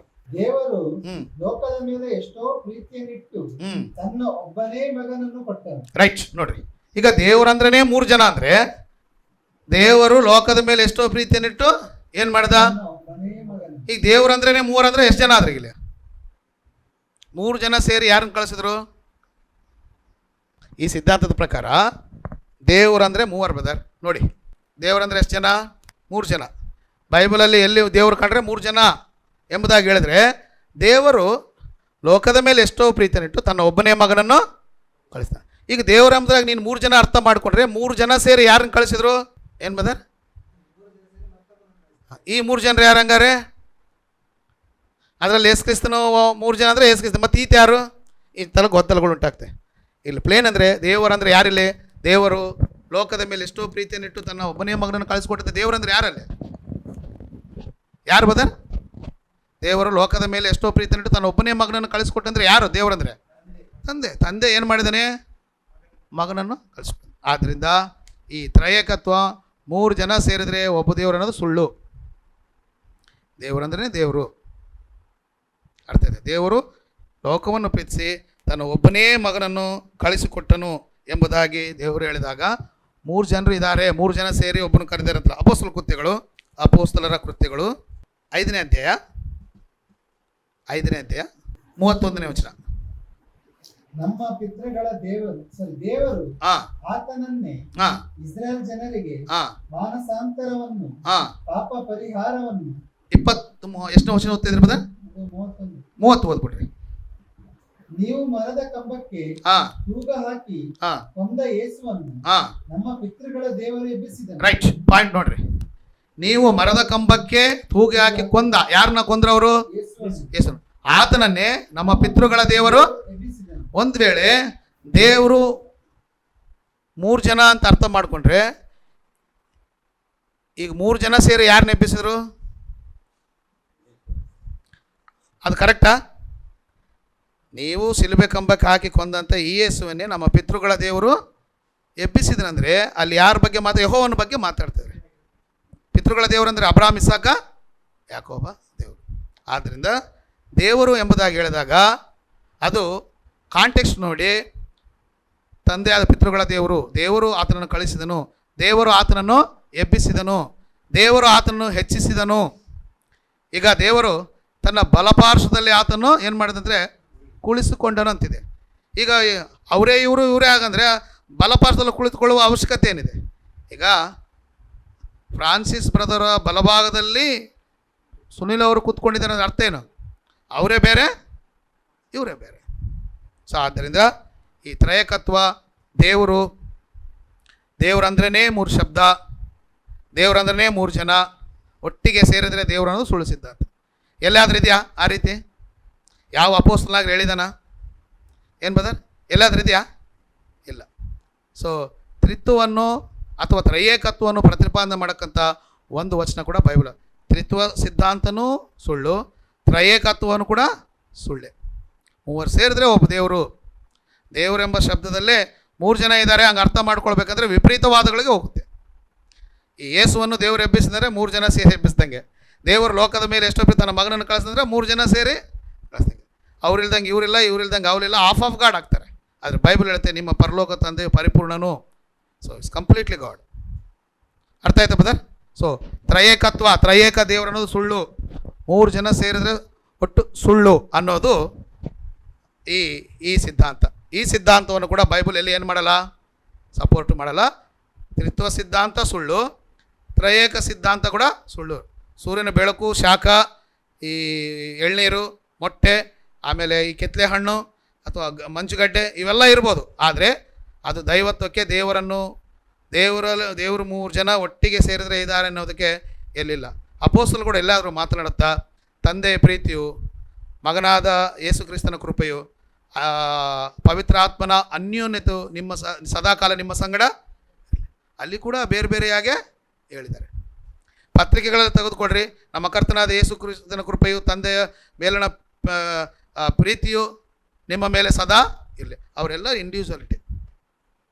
ಆದ್ದರಿಂದ ತ್ರಯೇಕತ್ವ ಸುಳ್ಳು ಕೂಡ, ತ್ರಯೇಕತ್ವ ಬೋಧನೆ ಡಾಕ್ಟ್ರಿನ್ ಕೂಡ ಏನಾಗಿದೆ ಬದರ್? ಸುಳ್ಳು. ಮೂರು ಜನ ಸೇರಿದ್ರೆ ದೇವರಲ್ಲ. ಅರ್ಥ ಆಯ್ತು ಬದರ್? ಸೊ ನಿಮಗೇನಾದರೂ ಇದ್ದರೆ ಬರೆದಿಟ್ಕೊಳ್ಳಿ, ಆನಂತರ ಕೇಳೋಣ. ಸರಿ, ಈಗ ಒಂದು ವಿಷಯವನ್ನು ಆಲೋಚನೆ ಮಾಡಿ ಇದನ್ನು ಕನ್ಕ್ಲೂಡ್ ಮಾಡ್ಕೊಳ್ಳೋಣ. ಸಾಕಷ್ಟು ವಚನಗಳಿವೆ, ಬಟ್ ಸಮಯದ ಅಭಾವದಿಂದ ನಾನು ನಿಮ್ಗೆ ಅರ್ಥ ಆಗಲಿಕ್ಕೆ 1-2 ವಚನ ಹೇಳ್ತೇನೆ. ಸರಿ, ಈಗ ಈ ಮೂರಲ್ಲಿ ಯಾವುದು ಸರಿ? ಇಲ್ಲಿವರೆಗೆ ಆಲೋಚನೆ ಮಾಡೋದಿಲ್ಲ. ದೈವತ್ವ ಆಲೋಚನೆ ಮಾಡಿದ್ವಿ, ತ್ರಿತ್ವವನ್ನು ಆಲೋಚನೆ ಮಾಡಿದ್ವಿ, ತ್ರಯಕತ್ವ. ಯಾವುದು ಸರಿ? ದೈವತ್ವ ಸರಿ, ಇದೇ ಸರಿ. ಈಗ ಗೊಂದಲ ಎಲ್ಲಿಯಪ್ಪ ಅಂತ ಹೇಳಿದ್ರೆ, ಟ್ರಿನಿಟಿನೂ ಇಲ್ಲ. ಈಗ ಕನ್ಕ್ಲೂಷನ್ಗೆ ಹೇಳ್ತೀನಿ, ಭಾಳ ಮುಖ್ಯವಾಗಿ ಭಾಳ ಕೇಳ್ರಿ. ಟ್ರಿನಿಟಿ ಸುಳ್ಳು, ತ್ರಯೇಕತ್ವ ಕೂಡ ಸುಳ್ಳು. ಈಗ ದೈವತ್ವ ಇರೋದು ಯಾರಿಗೆ? 3 ಜನಕ್ಕೆ ಇದೆ. ಈ 3 ಜನರಲ್ಲಿ ಕ್ರಿಸ್ತನಿಗೆ ದೈವತ್ವ ಇದೆ, ಪವಿತ್ರಾತ್ಮನಿಗೆ ದೈವತ್ವ ಇದೆ, ತಂದೆಯಾದ ದೇವರಿಗೆ ದೈವತ್ವ ಇದೆ. ಈ 3 ಜನರಲ್ಲಿ ನಮಗೆ ದೇವರು ಯಾರು? ಈ 3 ಜನರಲ್ಲಿ ನಮಗೆ ದೇವರು ಯಾರು ಅನ್ನೋದನ್ನು ನಾವು ಕ್ಲಾರಿಫೈ ಮಾಡ್ಕೊಳ್ಬೇಕು. 3 ಜನಗೂ ದೈವತ್ವ ಇದೆ. ಅರ್ಥ ಆಯ್ತಾ? 3 ಜನರಿಗೆ ಏನಿದೆ? ಈಗ 3 ದೇವರುಗಳಂತ ಕರೆಯೋಕ್ಕೂ ಆಗಲ್ಲ. ಅದಕ್ಕೆ ಏನು ಮಾಡಿದ್ರೆ 3 ದೇವರು ಬೇಡ, ಒಂದು ಬಕೆಟಲ್ಲಿ ಹಾಕ್ಬಿಟ್ಟು ತ್ರಯೇಕ ಹೇಳ್ಬಿಡ್ರಿ, ಸಮಸ್ಯೆ ಇಲ್ಲ ಅಂತ ಜನರು. ಸೊ ಈ ರೀತಿ ಅದು. ಆದರೆ ಬೈಬಲಲ್ಲಿ ಸ್ಪಷ್ಟವಾಗಿ ಈ 3 ಪಾತ್ರಗಳೇನು, 3 ನಾವು ಏನಂತ ನಂಬಬೇಕು ಅನ್ನೋದನ್ನು ಸ್ಪಷ್ಟವಾಗಿ ನಮಗೆ ಬರೆಯಲ್ಪಡ್ತೀವಿ. ಈ 3ರಲ್ಲಿ ಇಸ್ರಾಯೇಲರಿಗೆ ದೇವ್ರು ಯಾರು? ಹೋಗಲಿ, ಅಬ್ರಾಮ್, ಇಸಾಕ್, ಯಾಕೋಬರಿಗೆ ದೇವ್ರು ಯಾರು? ಯೆಹೋವನು. ಹಳೆ ಒಡಂಬಡಿಕೆ ಯೆಹೋವನು. Okay brother. ಶೇಮನ ದೇವರಾದ ಯೆಹೋವನು ಅಂತ ಇರುತ್ತೆ. ಓಕೆ. ಇಸ್ರಾಯೇಲರ ಕಾಲದ ಏನಂತಂದರೆ ಇಸ್ರಾಯೇಲ್ನ ಅರಸನೇ, ಇಸ್ರಾಯೇಲ್ನ ದೇವರು ಎಂಬುದಾಗಿ ಕೀರ್ತನೆಗಳಲ್ಲಿ ಬರೆಯಲ್ಪಟ್ಟಿದೆ. ಪಿತೃಗಳಿಗೆ ಆತನೇ ದೇವರು, ಇಸ್ರಾಯೇಲರಿಗೆ ಆತನೇ ದೇವರು, ಕ್ರೈಸ್ತರಿಗೂ ಕೂಡ ಆತನೇ ದೇವರು. 1-2 ವಚನ ನೋಡ್ಕೊಳ್ಳೋಣ. ಕೊರಿಂಥದವರಿಗೆ ಬರೆದ ಮೊದಲನೇ ಪತ್ರಿಕೆ 8ನೇ ಅಧ್ಯಾಯ 6ನೇ ವಚನ ಓದ್ಬಿಡಿ. 6ನೇ ವಚನ ಓದ್ಬಿಡಿ. 5ನೇ ವಚನ. ಅದು ಅನೇಕರನ್ನು ದೇವರುಗಳೆಂದು ಕರ್ತರೆಂದು ಪೂಜಿಸುವುದುಂಟು, ನಿಜವೇ? ಆಕಾಶದಲ್ಲಾಗಲಿ, ನೋಡ್ರಿ ಈ ಮಾತು ನೋಡ್ರಿ, ಆಕಾಶದಲ್ಲಾಗಲಿ ಭೂಮಿಯ ಮೇಲೆಯಾಗಲಿ ದೇವರುಗಳು ಎನಿಸಿಕೊಳ್ಳುವವರಿದ್ದಾರೆ, ನಮಗಾದರೂ ಬೈಬಲ್ 3 ಜನ ದೇವರು ಅಂತ ಹೇಳುತ್ತೆ. 3 ಜನದಲ್ಲಿ ದೈವತ್ವ ಇದೆ ಅಂತ ಹೇಳ್ತಾರೆ. ಬೈಬಲ್ ಹೇಳುತ್ತೆ ನಮಗಾದರೂ. ಇಲ್ಲಿ ಯಾರಿಗೆ ಬರ್ತಿದ್ದೀನಿ ಪತ್ರಿಕೆ? ಕ್ರೈಸ್ತರಿಗೆ, ಅಂದರೆ ಕೊರಿಂಥದಲ್ಲಿ ಇರ್ತಕ್ಕಂಥ ಸಭೆಯವರಿಗೆ ಬರ್ತಿದ್ದಾರೆ. ನಮಗಾದರೂ ಒಬ್ಬನೇ. ನೋಡ್ರಿ, ರೈಟ್. ಆತನ ಯಾರು ಬದರ್? ತಂದೆ ಎಂಬ ಆತನೇ. ಈ ಮೂರಲ್ಲಿ ಅಷ್ಟಕ್ಕೆ ಬಿಟ್ಟಿದ್ರೆ ಗೊಂದಲ ಆಗ್ತಿತ್ತು. ಮತ್ತೆ ಯಾರು ಅಂತ, ಏನು ಪವಿತ್ರಾತ್ಮನ, ಯೇಸು ಕ್ರಿಸ್ತನ, ಅಥವಾ ತಂದೆ ಆದ ದೇವರಂತ ನಮಗೇನು ನಾವು ಕಚ್ಚಾಡಬೇಕಾಗಿತ್ತು. ಅಲ್ಲಿಗೆ ಫುಲ್ ಸ್ಟಾಪ್ ಹೇಳಿದರೆ ಯಾರು ಅನ್ನೋದನ್ನು ಕೂಡ ಪೌಲ್ ಏನು ಮಾಡ್ದ? ಡಿಕ್ಲೇರು ಮಾಡ್ದ. ಆಕಾಶದಲ್ಲಾಗಲಿ ಭೂಮಿಯಲ್ಲಾಗಲಿ ದೇವರುಗಳು ದೇವತರೆಂಬುದಾಗಿ ಕರೆಯಲ್ಪಡೋ ಅನೇಕರುಂಟು. ನಮಗಾದರೆ ಪೌಲನನ್ನು ಸೇರಿಸ್ಕೊಂಡು, ಇನ್ಕ್ಲೂಡಿಂಗ್ ಪಾಲ್, ನಮಗಾದರೂ ಒಬ್ಬನೇ ದೇವರಿದ್ದಾನೆ. ಒಬ್ಬನೇ ಅಂದರೆ ಮೂವರ? ಒಬ್ಬನಂದ್ರೆ ಮೂವರು ಬದಾರ ಅಂತಾರೆ ಕೆಲವು ಜನ. ಎಷ್ಟು ಜನ ಹೋಗಿದ್ವು? ಇಬ್ಬರು ಹೋಗಿದ್ವು ಅಂತಾರೆ. ಮಂಗಳೂರಿಗೆ ಎಷ್ಟು ಜನ ಹೋಗಿದ್ರೆ? ಒಬ್ಬನೇ ಹೋಗಿದ್ದೆ ಬದರ್. ಒಬ್ಬನೇ ಹೋಗಿದ್ದಂದ್ರೆ ಅರ್ಥ ಏನು ಬದ? ಈಗ ನನಗೆ ಯಾರು ಕೇಳ್ತಾರೆ ಮಂಗಳೂರಿಗೆ ಹೋಗಿದ್ದೆ ಬದರ್ ಕ್ಲಾಸ್ ಕುಂದಾಪುರ, ಎಷ್ಟು ಜನ ಹೋಗಿದ್ರೆ ನಾನು ಹೇಳ್ಬೇಕು? ಇಲ್ಲ ಬದರ್ 3 ಜನ ಹೋಗಿದ್ದು, ನನ್ನೊಳಗೆ ಇನ್ನೂ ಇಬ್ಬರು ಇದ್ರಂದ್ರೆ ಇದ್ರೆ ಇರ್ಬೋದಪ್ಪ ಬ್ರದರ್ ಅನ್ಕೊಂಡು ನಾನು ನ್ಯಾಯ ಏನಂದರೆ ಒಬ್ಬನಂದರೆ ಒಬ್ಬನೇ ಬಿಬ್ಲಿಕಲ್ ಆಗಿ. ಭಾಳ ಜನರು ಇದಕ್ಕೆ ಅಪಾರ್ಥ ಮಾಡಿಕೊಂಡು ಈ ಟ್ರಿನಿಟಿಯನ್ನು ಪದ ಒಬ್ಬನಂದರೆ 3 ಜನ ಬದರ್ ಅಂತ. ಸೊ ಅಲ್ಲಿ ಏನು ಹೇಳ್ತಾನೆ? ನಮಗಾದರೂ ಕ್ರೈಸ್ತರಿಗೆ ನಮಗಾದರೂ ಒಬ್ಬನೇ ದೇವರಿದ್ದಾನೆ, ಆತನು ತಂದೆ ಎಂಬಾತನೇ. ಅಂದರೆ ತಂದೆ ಕ್ರೈಸ್ತರಿಗೆ ದೇವರು, ತಂದೆ ಎಲ್ಲರಿಗೂ ದೇವರು. ಈ ಮೂವರಲ್ಲಿ ಸುಪ್ರೀಂ ಬೀಯಿಂಗ್ ಅಂದರೆ ಯೇಸು ಕ್ರಿಸ್ತನು ದೇವರಿಂದ ಅಧಿಕಾರ ಹೊಂದಿದವನು. ಆತನಿಗೂ ದೈವತ್ವ ಇದೆ, ದೇವರೇ. ಆದರೆ ಮನುಷ್ಯ ರೂಪವನ್ನು ಧರಿಸಿಕೊಂಡು ಈ ಲೋಕಕ್ಕೆ ಬಂದಾಗ ಆತನ ಮೂಲಕ ಅಧಿಕಾರ ಕೊಟ್ಟಲ್ಪನಾಗಿ ಕ್ರಿಸ್ತನಿದ್ದಾನೆ.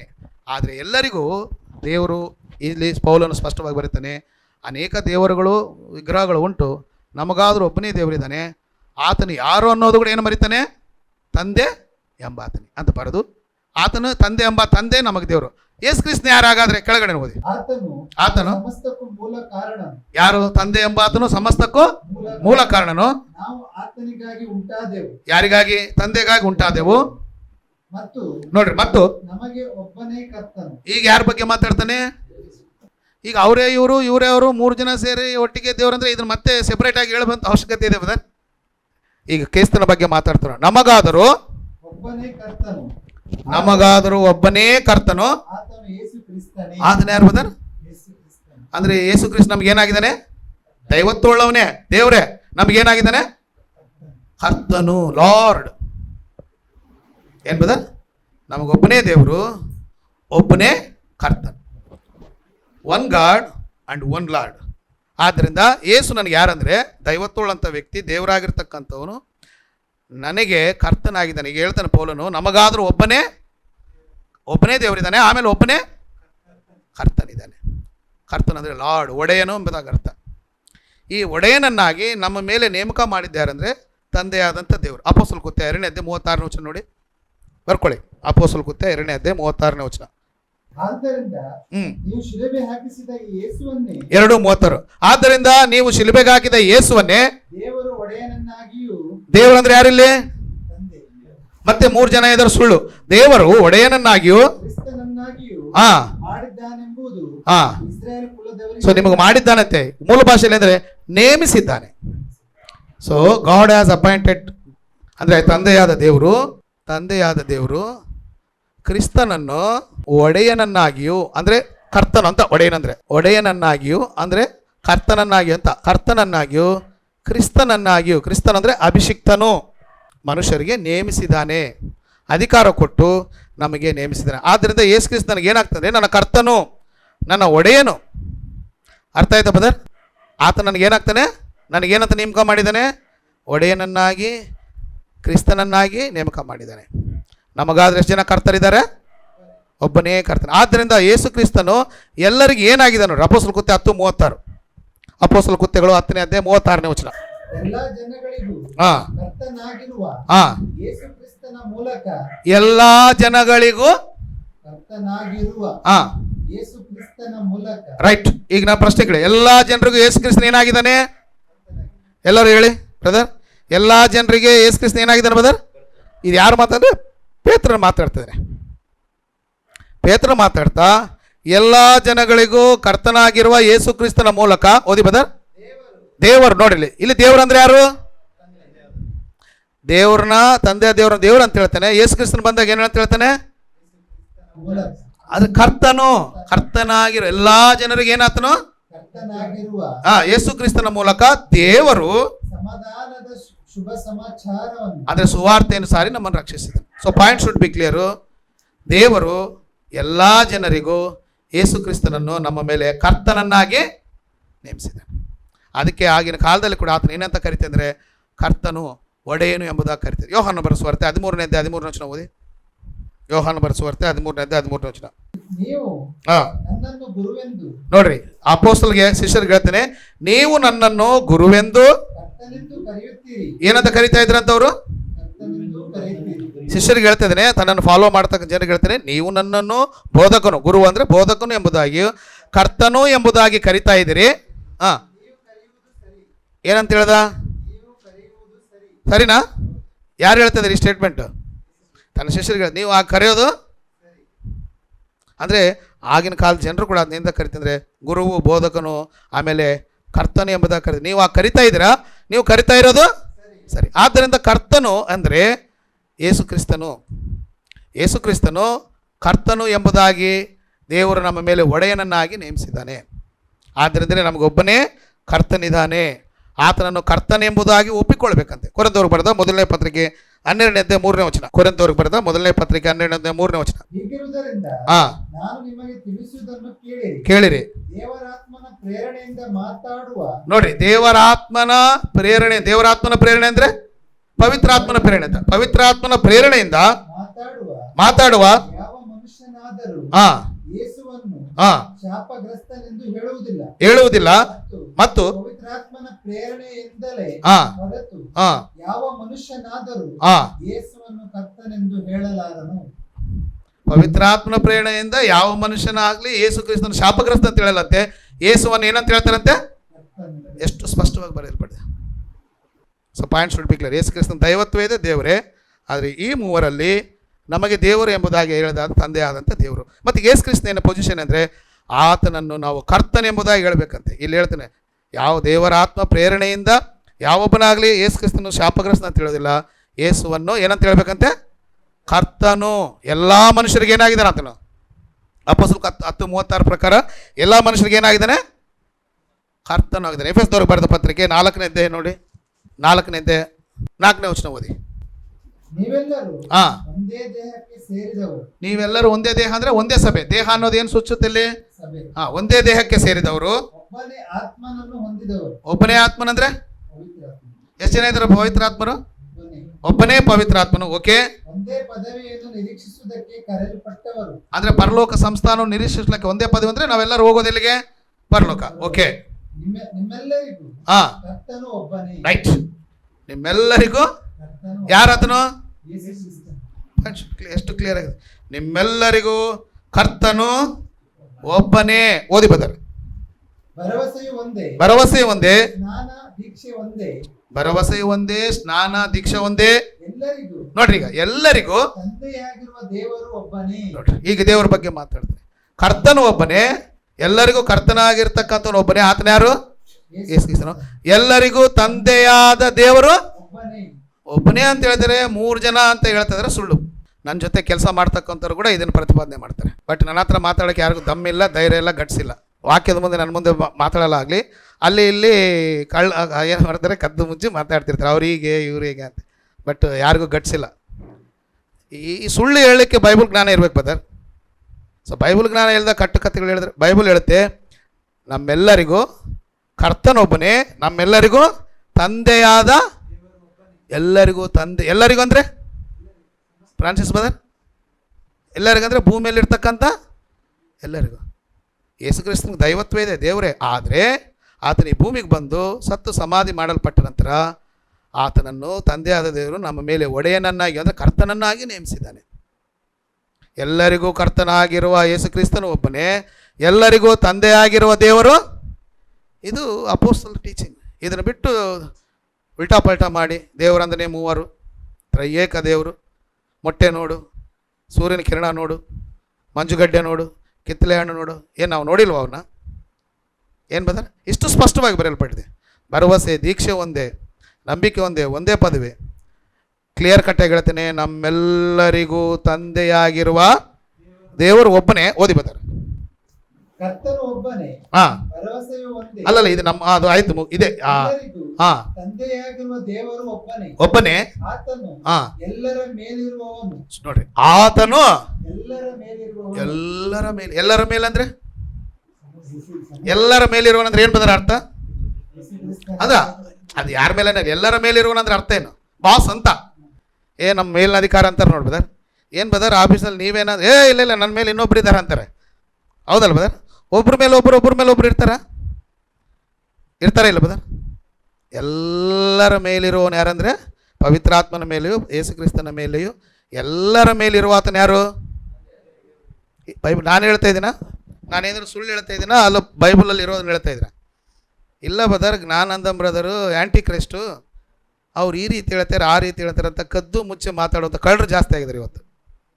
ನನ್ನ ಹತ್ರ ಬಂದು ನೇರವಾಗಿ ಮಾತಾಡೋಕ್ಕೆ ಹೇಳ್ತೀನಿ, ಅವ್ರಿಗೆ ದೇವ್ರ ವಾಕ್ಯದ ಜ್ಞಾನ ಇಲ್ಲ, ಸುಮ್ಮನೆ ಏನೋ ಸುಳಿಸುತ್ತೆ. ಬೈಬಲ್ ಹೇಳುತ್ತೆ ಎಲ್ಲರಿಗೂ ಮೇಲಿರುವ ಆತನು ಆತನೇ. ಮೊದಲನೇ ಕೊರಿಂಥದವರು ಬರೆದ ಮೊದಲನೇ ಪತ್ರಿಕೆ 11:3 ವಚನ ನೋಡಿ, ಎಲ್ಲರ ಮೇಲಿರುವ ಆತನು ಅನ್ನೋದಕ್ಕೆ ಅಲ್ಲಿ ಅರ್ಥ ಇರುತ್ತೆ. 11ನೇ ಅಧ್ಯಾಯ 3ನೇ ವಚನ. ಆದರೆ ಒಂದು ಸಂಗತಿಯನ್ನು ನೀವು ತಿಳಿಯಬೇಕೆಂದು ನನ್ನ ಇಷ್ಟ. ಓಕೆ, ಅದೇನೆಂದರೆ ಪ್ರತಿ ಪುರುಷನಿಗೂ ಕ್ರಿಸ್ತನು ತಲೆ, ಸ್ತ್ರೀಗೆ ಪುರುಷನು ತಲೆ, ಕ್ರಿಸ್ತನಿಗೆ ದೇವರು ತಲೆಯಾಗಿದ್ದಾನೆ. ನೋಡಿ ಈ ಆರ್ಡರ್ ನೋಡಿ, ದೇವರು ಯಾರಿಗೆ ತಲೆಯಾಗಿ? ಶಿರಸ್ಸು. ತಲೆ ಅಂದರೆ ಹೆಡ್ ಅಂತ, ಹೆಚ್ಚು ಅಂತಾರಲ್ಲ ಬದರ್. ಹೆಚ್ಚು ಅಂದ್ರೆ ಏನು brother? Head of the department. ಕ್ರಿಸ್ತನಿಗೆ ತಲೆ ಯಾರು? ಹೆಡ್ ಯಾರು? ಇದೇನಾ? ದೇವರು ಕ್ರಿಸ್ತನಿಗೆ ಶಿರಸ್ಸಾಗಿದ್ದಾನೆ, ಕ್ರಿಸ್ತನು ಪ್ರತಿ ಪುರುಷನಿಗೂ ಶಿರಸ್ಸಾಗಿದ್ದಾನೆ, ಪುರುಷನು ಪ್ರತಿ ಸ್ತ್ರೀಗೆ ಏನಾಗಿದ್ದಾನೆ ಅಂದರೆ ಸ್ತ್ರೀಗೆ ಬಾಸ್ ಯಾರು? ಏನು ಸಿಸ್ಟರ್, ನಿಮಗೆ ಬಾಸ್ ಯಾರು ಸಿಸ್ಟರ್? ಸುನಿಲ್ ಬ್ರದರ್, ಹೌದಲ್ಲ? ಸೊ ಪುರುಷನಿಗೆ ಬಾಸ್ ಯಾರು? ಕ್ರಿಸ್ತನಿಗೆ ಬಾಸ್ ಯಾರು? ನೋಡಿ ಎಷ್ಟು ಚೆನ್ನಾಗಿದೆ. ಪ್ರತಿ ಪುರುಷನಿಗೂ ಕ್ರಿಸ್ತನು ಶಿರಸ್ಸಾಗಿದ್ದಾನೆ. ಶಿರಸ್ಸಿಗೆ ಅದು ಕ್ರಿಸ್ತನಿಗೂ ಕೂಡ ಯಾರು ತಂದೆಯ ದೇವರು ಏನಾಗಿದ್ದಾನೆ? ಶಿರಸ್ಸು ಆಗಿದ್ದಾನೆ, ಅಂದರೆ ಅಧಿಕಾರಿ ಅಂತ. ಆದ್ದರಿಂದ ಇನ್ನೊಂದು ಹೇಳ್ಬೇಕಂದ್ರೆ ಕ್ರಿಸ್ತನಿಗೆ ಕೂಡ ಆತನೇ ದೇವರು. ಯಾರು? ಇದೇನಾ ಬೈಬಲಲ್ಲಿ? ಯೋಹಾನು ಬರೆದ ಸುವಾರ್ತೆ 20ನೇ ಅಧ್ಯಾಯ 17ನೇ ವಚನ ನೋಡಿ. ಯೋಹಾನು ಬರೆದ ಸುವಾರ್ತೆ 20ನೇ ಅಧ್ಯಾಯ 17ನೇ ವಚನ. ಕಟ್ಟುಕತೆಗಳನ್ನು ಹೇಳ್ಕೊಳ್ತಾ ಜನರು ಸುಳ್ಳಾದ ಬೋಧನೆಗಳನ್ನೇ ಮನುಷ್ಯರ ಆತ್ಮಗಳನ್ನು ವಂಚಿಸುವಂಥ ಜನರು ಭೂಮಿಯಲ್ಲಿ ಈಗ ಹೆಚ್ಚಾಗಿದ್ದಾರೆ. 20ನೇ ಅಧ್ಯಾಯ 17ನೇ ವಚನ. ನೋಡಿ, ಯೇಸು ಕ್ರಿಸ್ತ ಪುನರುತ್ಥಾನದಲ್ಲಿ ಮಗ್ದಲದ ಮರಿಗಳು ಬಂದು ಮುಟ್ಲಿಕ್ಕೆ ಬರ್ತಾಳೆ, ಅಮ್ಮ ನನ್ನ ಮುಟ್ಟಬೇಡ. ಓಕೆ, ಯಾಕೆಂದರೆ ನಾನು ತಂದೆಯ ಬಳಿಗೆ ಅಂದ್ರೆ ಪರಲೋಕಕ್ಕೆ ಏರಿ ಹೋದವನಲ್ಲ, ಹೋಗಿ ನಾನು ನೋಡಿ ಇಲ್ಲ ಬೋರ್ಡ್ ಕಡೆ ನೋಡಿ, ನಾನು ಎಲ್ಲಿಗೆ ಹೋಗ್ತಾ ಇದ್ದೀನಿ ಅಂದ್ರೆ ನನ್ನ ತಂದೆಯು ನನಗೆ ಯಾರು ತಂದೆನೋ ಅವರೇ ನಿಮಗೂ ಏನಾಗಿದ್ದಾರೆ? ನನ್ನ ದೇವರು ಕರ್ತನಾದ ಯೇಸು ಕ್ರಿಸ್ತ ಹೇಳ್ತಾನೆ, ನನ್ನ ತಂದೆ ಯಾರು? ನಿಮಗೂ ಆತನೇ ತಂದೆ. ನನ್ನ ದೇವರು ಯಾರು? ನಿಮ್ಮ ದೇವರು ಯಾರು? ಆತನ ಬಳಿಗೆ ನಾನು ಹೋಗ್ತೇನೆ. ಸೊ ಯೇಸು ಕ್ರಿಸ್ತ ನನಗೂ ಯಾರಿದ್ದಾರೆ? ಯೇಸು ಕ್ರಿಸ್ತನಿಗೆ ಏನಿದ್ದಾರೆ ಬದರ್? ನಾವೇನು ಅನ್ಕೊಂಡು ಯೇಸು ಕ್ರಿಸ್ತನೇ ದೇವರು ಅಂತ ತಿಳ್ಕೊಂಡಿದ್ವಿ. ಚೆನ್ನಾಗಿ ತಿಳ್ಕೊಳ್ಳಿ. ಯೇಸು ಕ್ರಿಸ್ತ ಹೇಳ್ತಾನೆ, ನನ್ನ ತಂದೆಯು ನಿಮ್ಮ ತಂದೆ, ನನ್ನ ದೇವರು. ಸೊ ನನ್ನ ದೇವರು, ಅದಕ್ಕೆ ನನ್ನ ದೇವರೇ ನನ್ನನ್ನು ಏನು ಸುಳ್ಳು ಹೇಳಿದ್ನಾ? ಇಲ್ಲ ಬದರ್, ದೇವ್ರು ಅಂದ್ರೆ ಮೂವರು ಬದರ್. ಯೇಸು ಕ್ರಿಸ್ತನ ಕಡಿಮೆ ಮಾಡಿ ನಾನು ಯಾಕೆ ಕಡಿಮೆ ಮಾಡಲಿ? ನನಗೇನ ನರಕಕ್ಕೆ ಹೋಗ್ಬೇಕಂತ ಇಷ್ಟ ಇದೆ ಫ್ರಾನ್ಸಿಸ್ ಬದರ್. ನಾನು ಇದ್ದಿದ್ದನ್ನು ಹೇಳಿ ನಿಮ್ಮನ್ನು ವಂಚನೆ ಮಾಡಿದ್ರೆ ನಾನು ಶಾಪಗ್ರಸ್ತನಾಗ್ತೀನಿ. ನಾನು ಕಡಿಮೆ ಮಾಡಲಿಲ್ಲ. ಬೈಬಲಲ್ಲಿ ಏನಿದೆ ಅಂದರೆ Jesus Christ as have A god. ಕರ್ತನಾದ ಯೇಸು ಕ್ರಿಸ್ತ. ಈಗ ಬೇರೆಯವ್ರು ಹೇಳಿದ್ರೆ ನಂಬುವಂಥ ಅವಶ್ಯಕತೆ ಇದೆ. ಯಾರು ಹೇಳ್ತಾ ಇರೋದು ಸ್ಟೇಟ್ಮೆಂಟು? ಯಾರು ಹೇಳ್ತಾ ಇದ್ದಾರೆ ಬದರ್? ತನ್ನ ಬಾಯಿಂದ ಹೇಳ್ತಿದ್ದಾರೆ, ಅಮ್ಮ ನನ್ನನ್ನು ಮುಟ್ಟಬೇಡ, ನನ್ನನ್ನು ಹಿಡಿಬೇಡ, ನಾನು ನಿನ್ನ ಸಹೋದರಿಗೆ ಹೋಗಿ ನನ್ನ ಸಹೋದರ ಅಪೊಸ್ತಲರಿಗೆ ಹೋಗಿ ನನ್ನ ತಂದೆಯು ಮೊದಲು ತಾನಿಗೆ ಹೇಳ್ತಾನೆ, ನನ್ನ ತಂದೆಯು ನಿಮ್ಮ ತಂದೆಯು, ನನ್ನ ದೇವರು ನಿಮ್ಮ ದೇವರು ಆಗಿರುವ ಆತನ ಬಳಿಗೆ ನಾನು ಕರೆಕ್ಟಾಗಿ ಹೇಳ್ಬೇಕಂದ್ರೆ ಯೇಸು ಕ್ರಿಸ್ತನ ದೇವರೇ ನನ್ನ ದೇವರು. ಇವತ್ತು ನನ್ನ ದೇವ್ರು ಯಾರು ಬದರ್? ಯೇಸು ಕ್ರಿಸ್ತನಿಗೆ ಯಾರು ದೇವರು? ಆತನಿಗೆ ನನ್ನ ದೇವರು. ಇಲ್ಲಿದೆ ನೋಡಿ, ನಿಮ್ಮ ದೇವರು ನನ್ನ ದೇವರು. ಅದಕ್ಕೆ ಅಪೊಸ್ತಲರು ಬರಿತಾ ಇದ್ರೆ, ನಮ್ಮ ಕರ್ತನಾದ ಯೇಸು ಕ್ರಿಸ್ತನ ತಂದೆಯು ದೇವರು ಆಗಿರುವ ಆತನಿಗೆ ಸ್ತೋತ್ರವಾಗಲಿ. ಎಷ್ಟು ಚೆನ್ನಾಗಿ ಬರ್ತಾರೆ. ಕೊರಿಂಥದವರಿಗೆ ಬರೆದ ಮೊದಲನೇ ಪತ್ರಿಕೆ. ಈ ವಿಷಯಗಳನ್ನು ತಿಳಿದೇ ಮನುಷ್ಯರು ಅಪಾರ್ಥ ಮಾಡಿಕೊಂಡು ಕೊರಿಂಥದವರಿಗೆ ಬರೆದ 2ನೇ ಪತ್ರಿಕೆ 1ನೇ ಅಧ್ಯಾಯ 3ನೇ ವಚನ. ಕೊರಿಂಥದವರಿಗೆ ಬರೆದ 2ನೇ ಪತ್ರಿಕೆ 1ನೇ ಅಧ್ಯಾಯ 3ನೇ ವಚನ. ನಮ್ಮ ಕರ್ತನಾದ ಯೇಸು ಕ್ರಿಸ್ತನ ನೀವು ರೆಫರೆನ್ಸ್ ಯಾವ ಎಪಿಸಲನ್ನು ಓದ್ಕೊಳ್ಳಿ, ಯಾವ ಪತ್ರಿಕೆಯನ್ನು ಓದ್ಕೊಳ್ಳಿ, ಏನಿರ್ತದ್ರೆ ನಮ್ಮ ದೇವರಾಗಿರುವ ಯೇಸು ಕ್ರಿಸ್ತ ಅಂತಿರಲ್ಲ. ಯೇಸು ಕ್ರಿಸ್ತನ ದೈವತ್ವ ಇದೆ, ನಾನು ಇಲ್ಲ ಅಂತ ಹೇಳ್ತಾ ಇಲ್ಲ. ಆತನ ದೈವತ್ವ ಇದೆ. ದೇವರು ಬಿಫೋರ್ ಇನ್ಕಾರ್ನ್ ಅಂದರೆ ಆತನ ಈ ಭೂಮಿಗೆ ಬರೋದಕ್ಕೆ ಮೊದಲು ಏನಾಗಿದ್ದ? ದೇವರು. ಆದರೆ ದೇವರು, ತಂದೆಯ ದೇವರು ಆತನನ್ನು ನಮ್ಮ ಮೇಲೆ ಒಡೆಯನನ್ನಾಗಿ ಕರ್ತನನ್ನಾಗಿ ಏನು ಮಾಡಿದ್ದಾರೆ? ಅದಕ್ಕೆ ಪತ್ರಿಕೆಗಳು ಬರಬೇಕಾರೆ ನೀವು ಪ್ರತಿ ಪತ್ರಿಕೆ ಪ್ರಾರಂಭದಲ್ಲಿ ನೋಡಿದ್ರೆ ನಮ್ಮ ಕರ್ತನಾದ ಯೇಸು ಕ್ರಿಸ್ತನ ಕೃಪೆಯು ನಿಮಗಿರಲಿ ಅಂತ ಹೇಳ್ತಾರೆ. ಯೇಸು ಕ್ರಿಸ್ತನನ್ನು ಪರಿಚಯ ಮಾಡಬೇಕಾದ್ರೆ ಏನಂತ ಹೇಳ್ತಾರೆ ಅವರು? ಕರ್ತನು ಎಂಬುದಾಗಿ ಪರಿಚಯ ಮಾಡಿ. ಓದಿ ಬದರ್. ನಮ್ಮ ಕರ್ತನಾದ ಯೇಸು ಕ್ರಿಸ್ತನ ದೇವರು, ನಮ್ಮ ಕರ್ತನಾದ ಯೇಸು ಕ್ರಿಸ್ತನ ದೇವರು ತಂದೆಯೂ ಆಗಿರುವಾತನಿಗೆ ಸ್ತೋತ್ರವಾಗಲಿ. ಎಷ್ಟು ಚೆನ್ನಾಗಿದೆ ನೋಡಿ, ವೆರಿ ಕ್ಲಿಯರ್ ಸ್ಟೇಟ್ಮೆಂಟ್. ನಮ್ಮ ಕರ್ತನಾದ ಯೇಸು ಕ್ರಿಸ್ತನಿಗೆ ತಂದೆಯು ದೇವರಾಗಿರುವಾತನಿಗೆ ಮತ್ತು ನಮ್ಮ ದೇವ್ರು ಯಾರು ಇವತ್ತು? ನಮ್ಮ ದೇವರು ಪವಿತ್ರ ಆತನ ರಾಂಗ್ ಸ್ಟೇಟ್ಮೆಂಟ್. ನಮ್ಮ ದೇವರು ಯೇಸು ಕ್ರಿಸ್ತನ ಬಂದ ರಾಂಗ್ ಸ್ಟೇಟ್ಮೆಂಟ್. ಯೇಸು ಕ್ರಿಸ್ತನಿಗೆ ಯಾರು ದೇವರು? ಆತನೇ ನನಗೆ ಯೇಸು ಕ್ರಿಸ್ತನ ಹೇಳಿದ್ದಾನೆ. ಅಪೋಸ್ತಲರು ಬರ್ತಾರೆ ನಮ್ಮ ಕರ್ತನಾದ ಯೇಸು ಕ್ರಿಸ್ತನ ತಂದೆಯು ದೇವರು ಆಗಿರುವ ಆತನಿಗೆ ಏನಾಗಲಿ? ಸ್ತೋತ್ರ ಆಗಲಿ. ಸೊ ಯೇಸು ಕ್ರಿಸ್ತನ ಕೂಡ ಯಾರಿದ್ದಾರೆ? ಆತನಿಗೆ ಯಾರು ದೇವರು? ಆತನು. ಮತ್ತು ಯೇಸು ಕ್ರಿಸ್ತನ ಯಾರು? ಹಾಗಾದರೆ ನನ್ನ ಕರ್ತನು, ನನ್ನ ಒಡೆಯನು, ನನ್ನನ್ನು ವಿಮೋಚಿಸಿದ ಆತನು, ನನಗಾಗಿ ಪ್ರಾಣ ಕೊಟ್ಟ ಆತನು, ಆತನು ದೇವಕುಮಾರನು. ಪೇತ್ರ ಬರೆದ 1ನೇ ಪತ್ರಿಕೆ 1ನೇ ಅಧ್ಯಾಯ 3ನೇ ವಚನ. ಪೇತ್ರ ಬರೆದ 1ನೇ ಪತ್ರಿಕೆ, 1 ಪೀಟರ್ 1:3. ನಮ್ಮ ಕರ್ತನಾದ ಯೇಸು ಕ್ರಿಸ್ತನ ತಂದೆಯು, ನಮ್ಮ ಕರ್ತನಾದ ಯೇಸು ಕ್ರಿಸ್ತನ ತಂದೆಯು ದೇವರು ಆಗಿರುವಾತನಿಗೆ ಸ್ತೋತ್ರವಾಗಲಿ. ನೋಡಿ, ಎಷ್ಟು ವಾಕ್ಯ ಬೇಕು ಬದರ್ ನಿಮಗೆ? ಏನು ಬದರ್? ನಾನೇನಾದರೂ ಸುಳ್ಳು ಹೇಳ್ತಾ ಇದ್ದೀನ ಅಥವಾ ನಾನೇನಾದ್ರು ಹೊಸದಾಗಿ ಹೇಳ್ತಾ ಇದ್ದೀನ? ಜನರು ಅಪಾರ್ಥ ಮಾಡಿಕೊಂಡು ಬ್ರದರ್ ಸುಳ್ಳು ಹೇಳ್ತಾ ಇದ್ದಾರೆ, ಬ್ರದರ್ ತಪ್ಪು ಹೇಳ್ತಾ ಇದ್ದಾರೆ. ಇನ್ನೂ ಏನು ಹೇಳಿದ್ರೆ ಯೇಸು ಕ್ರಿಸ್ತ ದೇವರೇ ಅಲ್ಲ ಅಂತೇಳಿ ನಾನು ಹೇಳಿದ್ದ ಬದರ್. ಇಷ್ಟೊತ್ತದಲ್ಲಿ ನಾನು ದೇವರಲ್ಲ ಅಂತ ಹೇಳಿದ್ನ. ಆತನ ದೇವರಾಗಿದ್ದು ನಮಗೇನಾಗಿದೆ ಅನ್ನೋದನ್ನು ಅಪೋಸ್ತಲರು ಬರ್ತಾರೆ, ಯೇಸು ಕ್ರಿಸ್ತನು ಕೂಡ ಹೇಳಿದ್ದಾರೆ. ನನಗೂ ದೇವರಿದ್ದಾನೆ, ಐ ಹ್ಯಾವ್ ಅ ಗಾಡ್. ನಿಮ್ಮ ತಂದೆಯು ನನ್ನ ತಂದೆ, ನನ್ನ ತಂದೆ ನನಗೆ ಮೊದಲು ತಂದೆ, ನನ್ನ ತಂದೆಯು ನಿಮ್ಮ ತಂದೆಯು, ನನ್ನ ದೇವರು ಅದಕ್ಕೆ ಪರಲೋಕದಲ್ಲಿರುವ ನನ್ನ ತಂದೆ ಅಂತ ಹೇಳ್ದ. ಈಗ ಅಪೋಸ್ತಲರು ಅನೇಕ ಪತ್ರಿಕೆಗಳು ಬರ್ತಾರೆ, ನಮ್ಮ ಕರ್ತನಾದ ಯೇಸು ಕ್ರಿಸ್ತನ ತಂದೆಯು ದೇವರು ಆಗಿರುವ ಆತನಿಗೆ ಏನಾಗಲಿ? ಸ್ತೋತ್ರವಾಗಲಿ. ಎಷ್ಟು ವಚನ ಇದೆ ಬದರ್? ಈ ಜೀಸಸ್ ಹ್ಯಾವ್ ಎ ಗಾಡ್? ಈ ಜೀಸಸ್ ಹ್ಯಾವ್ ಎ ಗಾಡ್ ಅಂದರೆ ಯೇಸು ಕ್ರಿಸ್ತನ ದೇವರು ಇದಾನಾ? ಯಾಕೆ ಯಾರೋ ಬರೋ ಮನುಷ್ಯ ಹೇಳ್ತಿರ್ತಾರೆ, ಇದಾನ ಇಲ್ವೋ ಹೇಳ್ಬಿಡ್ರಿ. ಇದಾನೆ, ಇವೆಲ್ಲ ಅವನ್ನೇ ತೋರಿಸ್ತಾ ಇದ್ದಾರೆ. ಯೋಹಾನ್ ಬರೆದ ಸುವಾರ್ತೆ 2:20-17, ಕೊರಿಂಥದವರಿಗೆ ಬರೆದ ಪತ್ರಿಕೆ 2ನೇ ಪತ್ರಿಕೆ 1:3, ಪೇತ್ರನ ಬರೆದಂಥ 1ನೇ ಅಧ್ಯಾಯ 3. ಎಷ್ಟು ಎವಿಡೆನ್ಸ್ ಅದು ಬದರ್? ಎಷ್ಟಾದವು? 3. ಇನ್ನೊಂದು ಎವಿಡೆನ್ಸ್ ತೋರಿಸಿ. ಎಫೆಸದವರಿಗೆ ಬರೆದ ಪತ್ರಿಕೆ ಇನ್ನೂ ಬೇಕಾದರೆ ತೋರಿಸ್ತಾನೆ. 1ನೇ ಅಧ್ಯಾಯ 3ನೇ ವಚನ. ನಮ್ಮ ಕರ್ತನಾದ ಯೇಸು ಕ್ರಿಸ್ತನ ದೇವರು ತಂದೆಯೂ ಆಗಿರುವಾತನಿಗೆ ಸ್ತೋತ್ರ. ರೈಟ್. 5ನೇ ಎವಿಡೆನ್ಸ್. 4ನೇದ ಯೋಹಾನ ಬರೆದ ಸುವಾರ್ತೆ 20:17, 2ನೇ ಕೊರಿಂಥಿ 1:3, 1ನೇ ಪೇತ್ರನ 1:3, ಎಲ್ಲ 1:3 ಇದೆ ನೋಡಿ. ಎಫೆಸ 1:3. ನಮ್ಮ ಕರ್ತನ ಏನು ಸಲ ಓದಿ ಬದಲ್? ನಮ್ಮ ಕರ್ತನಾದ ಯೇಸು ಕ್ರಿಸ್ತನ ದೇವರು ತಂದೆಯೂ ಆಗಿರುವಾತನಿಗೆ ಸ್ತೋತ್ರ. ನಮ್ಮ ಕರ್ತನಾದ ಯೇಸು ಕ್ರಿಸ್ತನಿಗೆ ತಂದೆಯೂ ಆತನೇ, ದೇವರು. ಭಾಳ ಜನ ಹೇಳಿದ್ರೆ ಯೇಸು ಕ್ರಿಸ್ತನ ನಮ್ಮ ತಂದೆ ಏಸಪ್ಪ ಅಂತ ಇಟ್ಬಿಟ್ರೆ ಅದಕ್ಕೆ ಹೆಸರು ಏನಂತೆ. ಮತ್ತು ಈ ಅಪ್ಪ ಎಲ್ಲಿಗೆ ಹೋಗ್ಬೇಕು? ಏನು ಬದ? ರಿಟೈರ್ಮೆಂಟ್ ಅಂತ ನೋಡಿ. ಏನು ಬದ? ಓಕೆ. ಏಸಪ್ಪ ಅನ್ನೋದು ಬೈಬಲ್ಗೆ ಸಂಬಂಧಪಟ್ಟಂಥ ಹೆಸರಲ್ಲ. ಏಸು ಕರ್ತನು ಅನ್ನೋದು. ಸೊ ಏಸಪ್ಪ ಅನ್ನೋದು ಬಿಬ್ಲಿಕಲ್ ವರ್ಡು ಅಲ್ಲ. ಏಸಪ್ಪ, ಏಸನ್ನ, ಏನೇನೋ ಏಸಯ್ಯ, ಅಯ್ಯ ಅಂದ್ರೂ ತಂದೆನೇ. ದೇರ್ ಇಸ್ ನೋ ಏಸಯ್ಯ, ದೇರ್ ಇಸ್ ನೋ ಏಸಪ್ಪ. ಏಸು ಅಂತಿರುತ್ತೆ. ಕರ್ತನಾದ ಏಸು ಕ್ರಿಸ್ತನ ಎಂಟೈರ್ ಬೈಬಲಲ್ಲಿ ಎಲ್ಲಿ ಏಸಪ್ಪ, ಏಸನ್ನ, ಏಸಯ್ಯ ಇದೆ ಬದರ್? ಎಂಟೈರ್ ಎಲ್ಲರೂ ಓದಿದ್ರೆ ಏಸಯ್ಯ ಯಾಕೆ ಆಡಾಡ್ತಾರೋ, ಎಲ್ಲಿಂದ ಬಂತು, ಏನಿಲ್ಲ. ನಮ್ಮ ಪುಸ್ತಕದಲ್ಲಿ ಅಯ್ಯನೇ ಇಲ್ಲ. ಎಲ್ಲ ಈ ಪುಸ್ತಕದಲ್ಲಿ ಎಲ್ಲ ತೆಗ್ದಾಕ್ಬಿಟ್ಟಿದ್ದೀನಿ, ಮುಲಾಜಿಲ್ದಂಗೆ ತೆಗ್ದಾಕಿ. ನಮ್ಮ ಹಾಡಿನ ಪುಸ್ತಕದಲ್ಲಿ ಏಸಯ್ಯ, ಏಸಪ್ಪ ಅನ್ನೋದು ಶಬ್ದಗಳಿಲ್ಲ. ತೆಲುಗು ಪುಸ್ತಕ ಎಲ್ಲ ಏನು ಮಾಡಿದ್ವಿ, ಕರೆಕ್ಷನು ವಾಕ್ಯಾನುಸಾರವಾಗಿದ್ದರೆ ಹಾಡಬೇಕು. ಯಾರಾದರೂ ಬಂದು ಏಸಯ್ಯ ಅಂತ ಹೇಳಿದ್ರ, ಏಸಯ್ಯ ಅಂತ ಅಡ್ಡ ಬಿದ್ರ ಜನರು ಏಸಯ್ಯ ಅಂತ ಆಡಾಡ್ತಾರೆ. ಏನು ಬದರ್? ಇದೇ ಬದರ್ ಎಲ್ಲಾದರೂ? ನಮ್ಮ ಕರ್ತನಾದ ಯೇಸು ಕ್ರಿಸ್ತನ್ ಅನ್ನೋದು ಬೈಬಲಲ್ಲಿ ಉಲ್ಲೇಖ ಇದೆ. ಕರ್ತನು ಎಂಬುದಾಗಿದೆ. ಆದ್ದರಿಂದ ನಮ್ಮ ಕರ್ತನಾದ ಯೇಸು ಕ್ರಿಸ್ತನಿಗೆ ತಂದೆಯು ದೇವರು ಆಗಿರುವಾತನಿಗೆ ಏನಾಗಲಿ? ಸ್ತೋತ್ರವಾಗಲಿ. 5ನೇ ನೋಡಿ, 17ನೇ ವಚನ. ಅದೇ ಎಫೆಸ 1:17.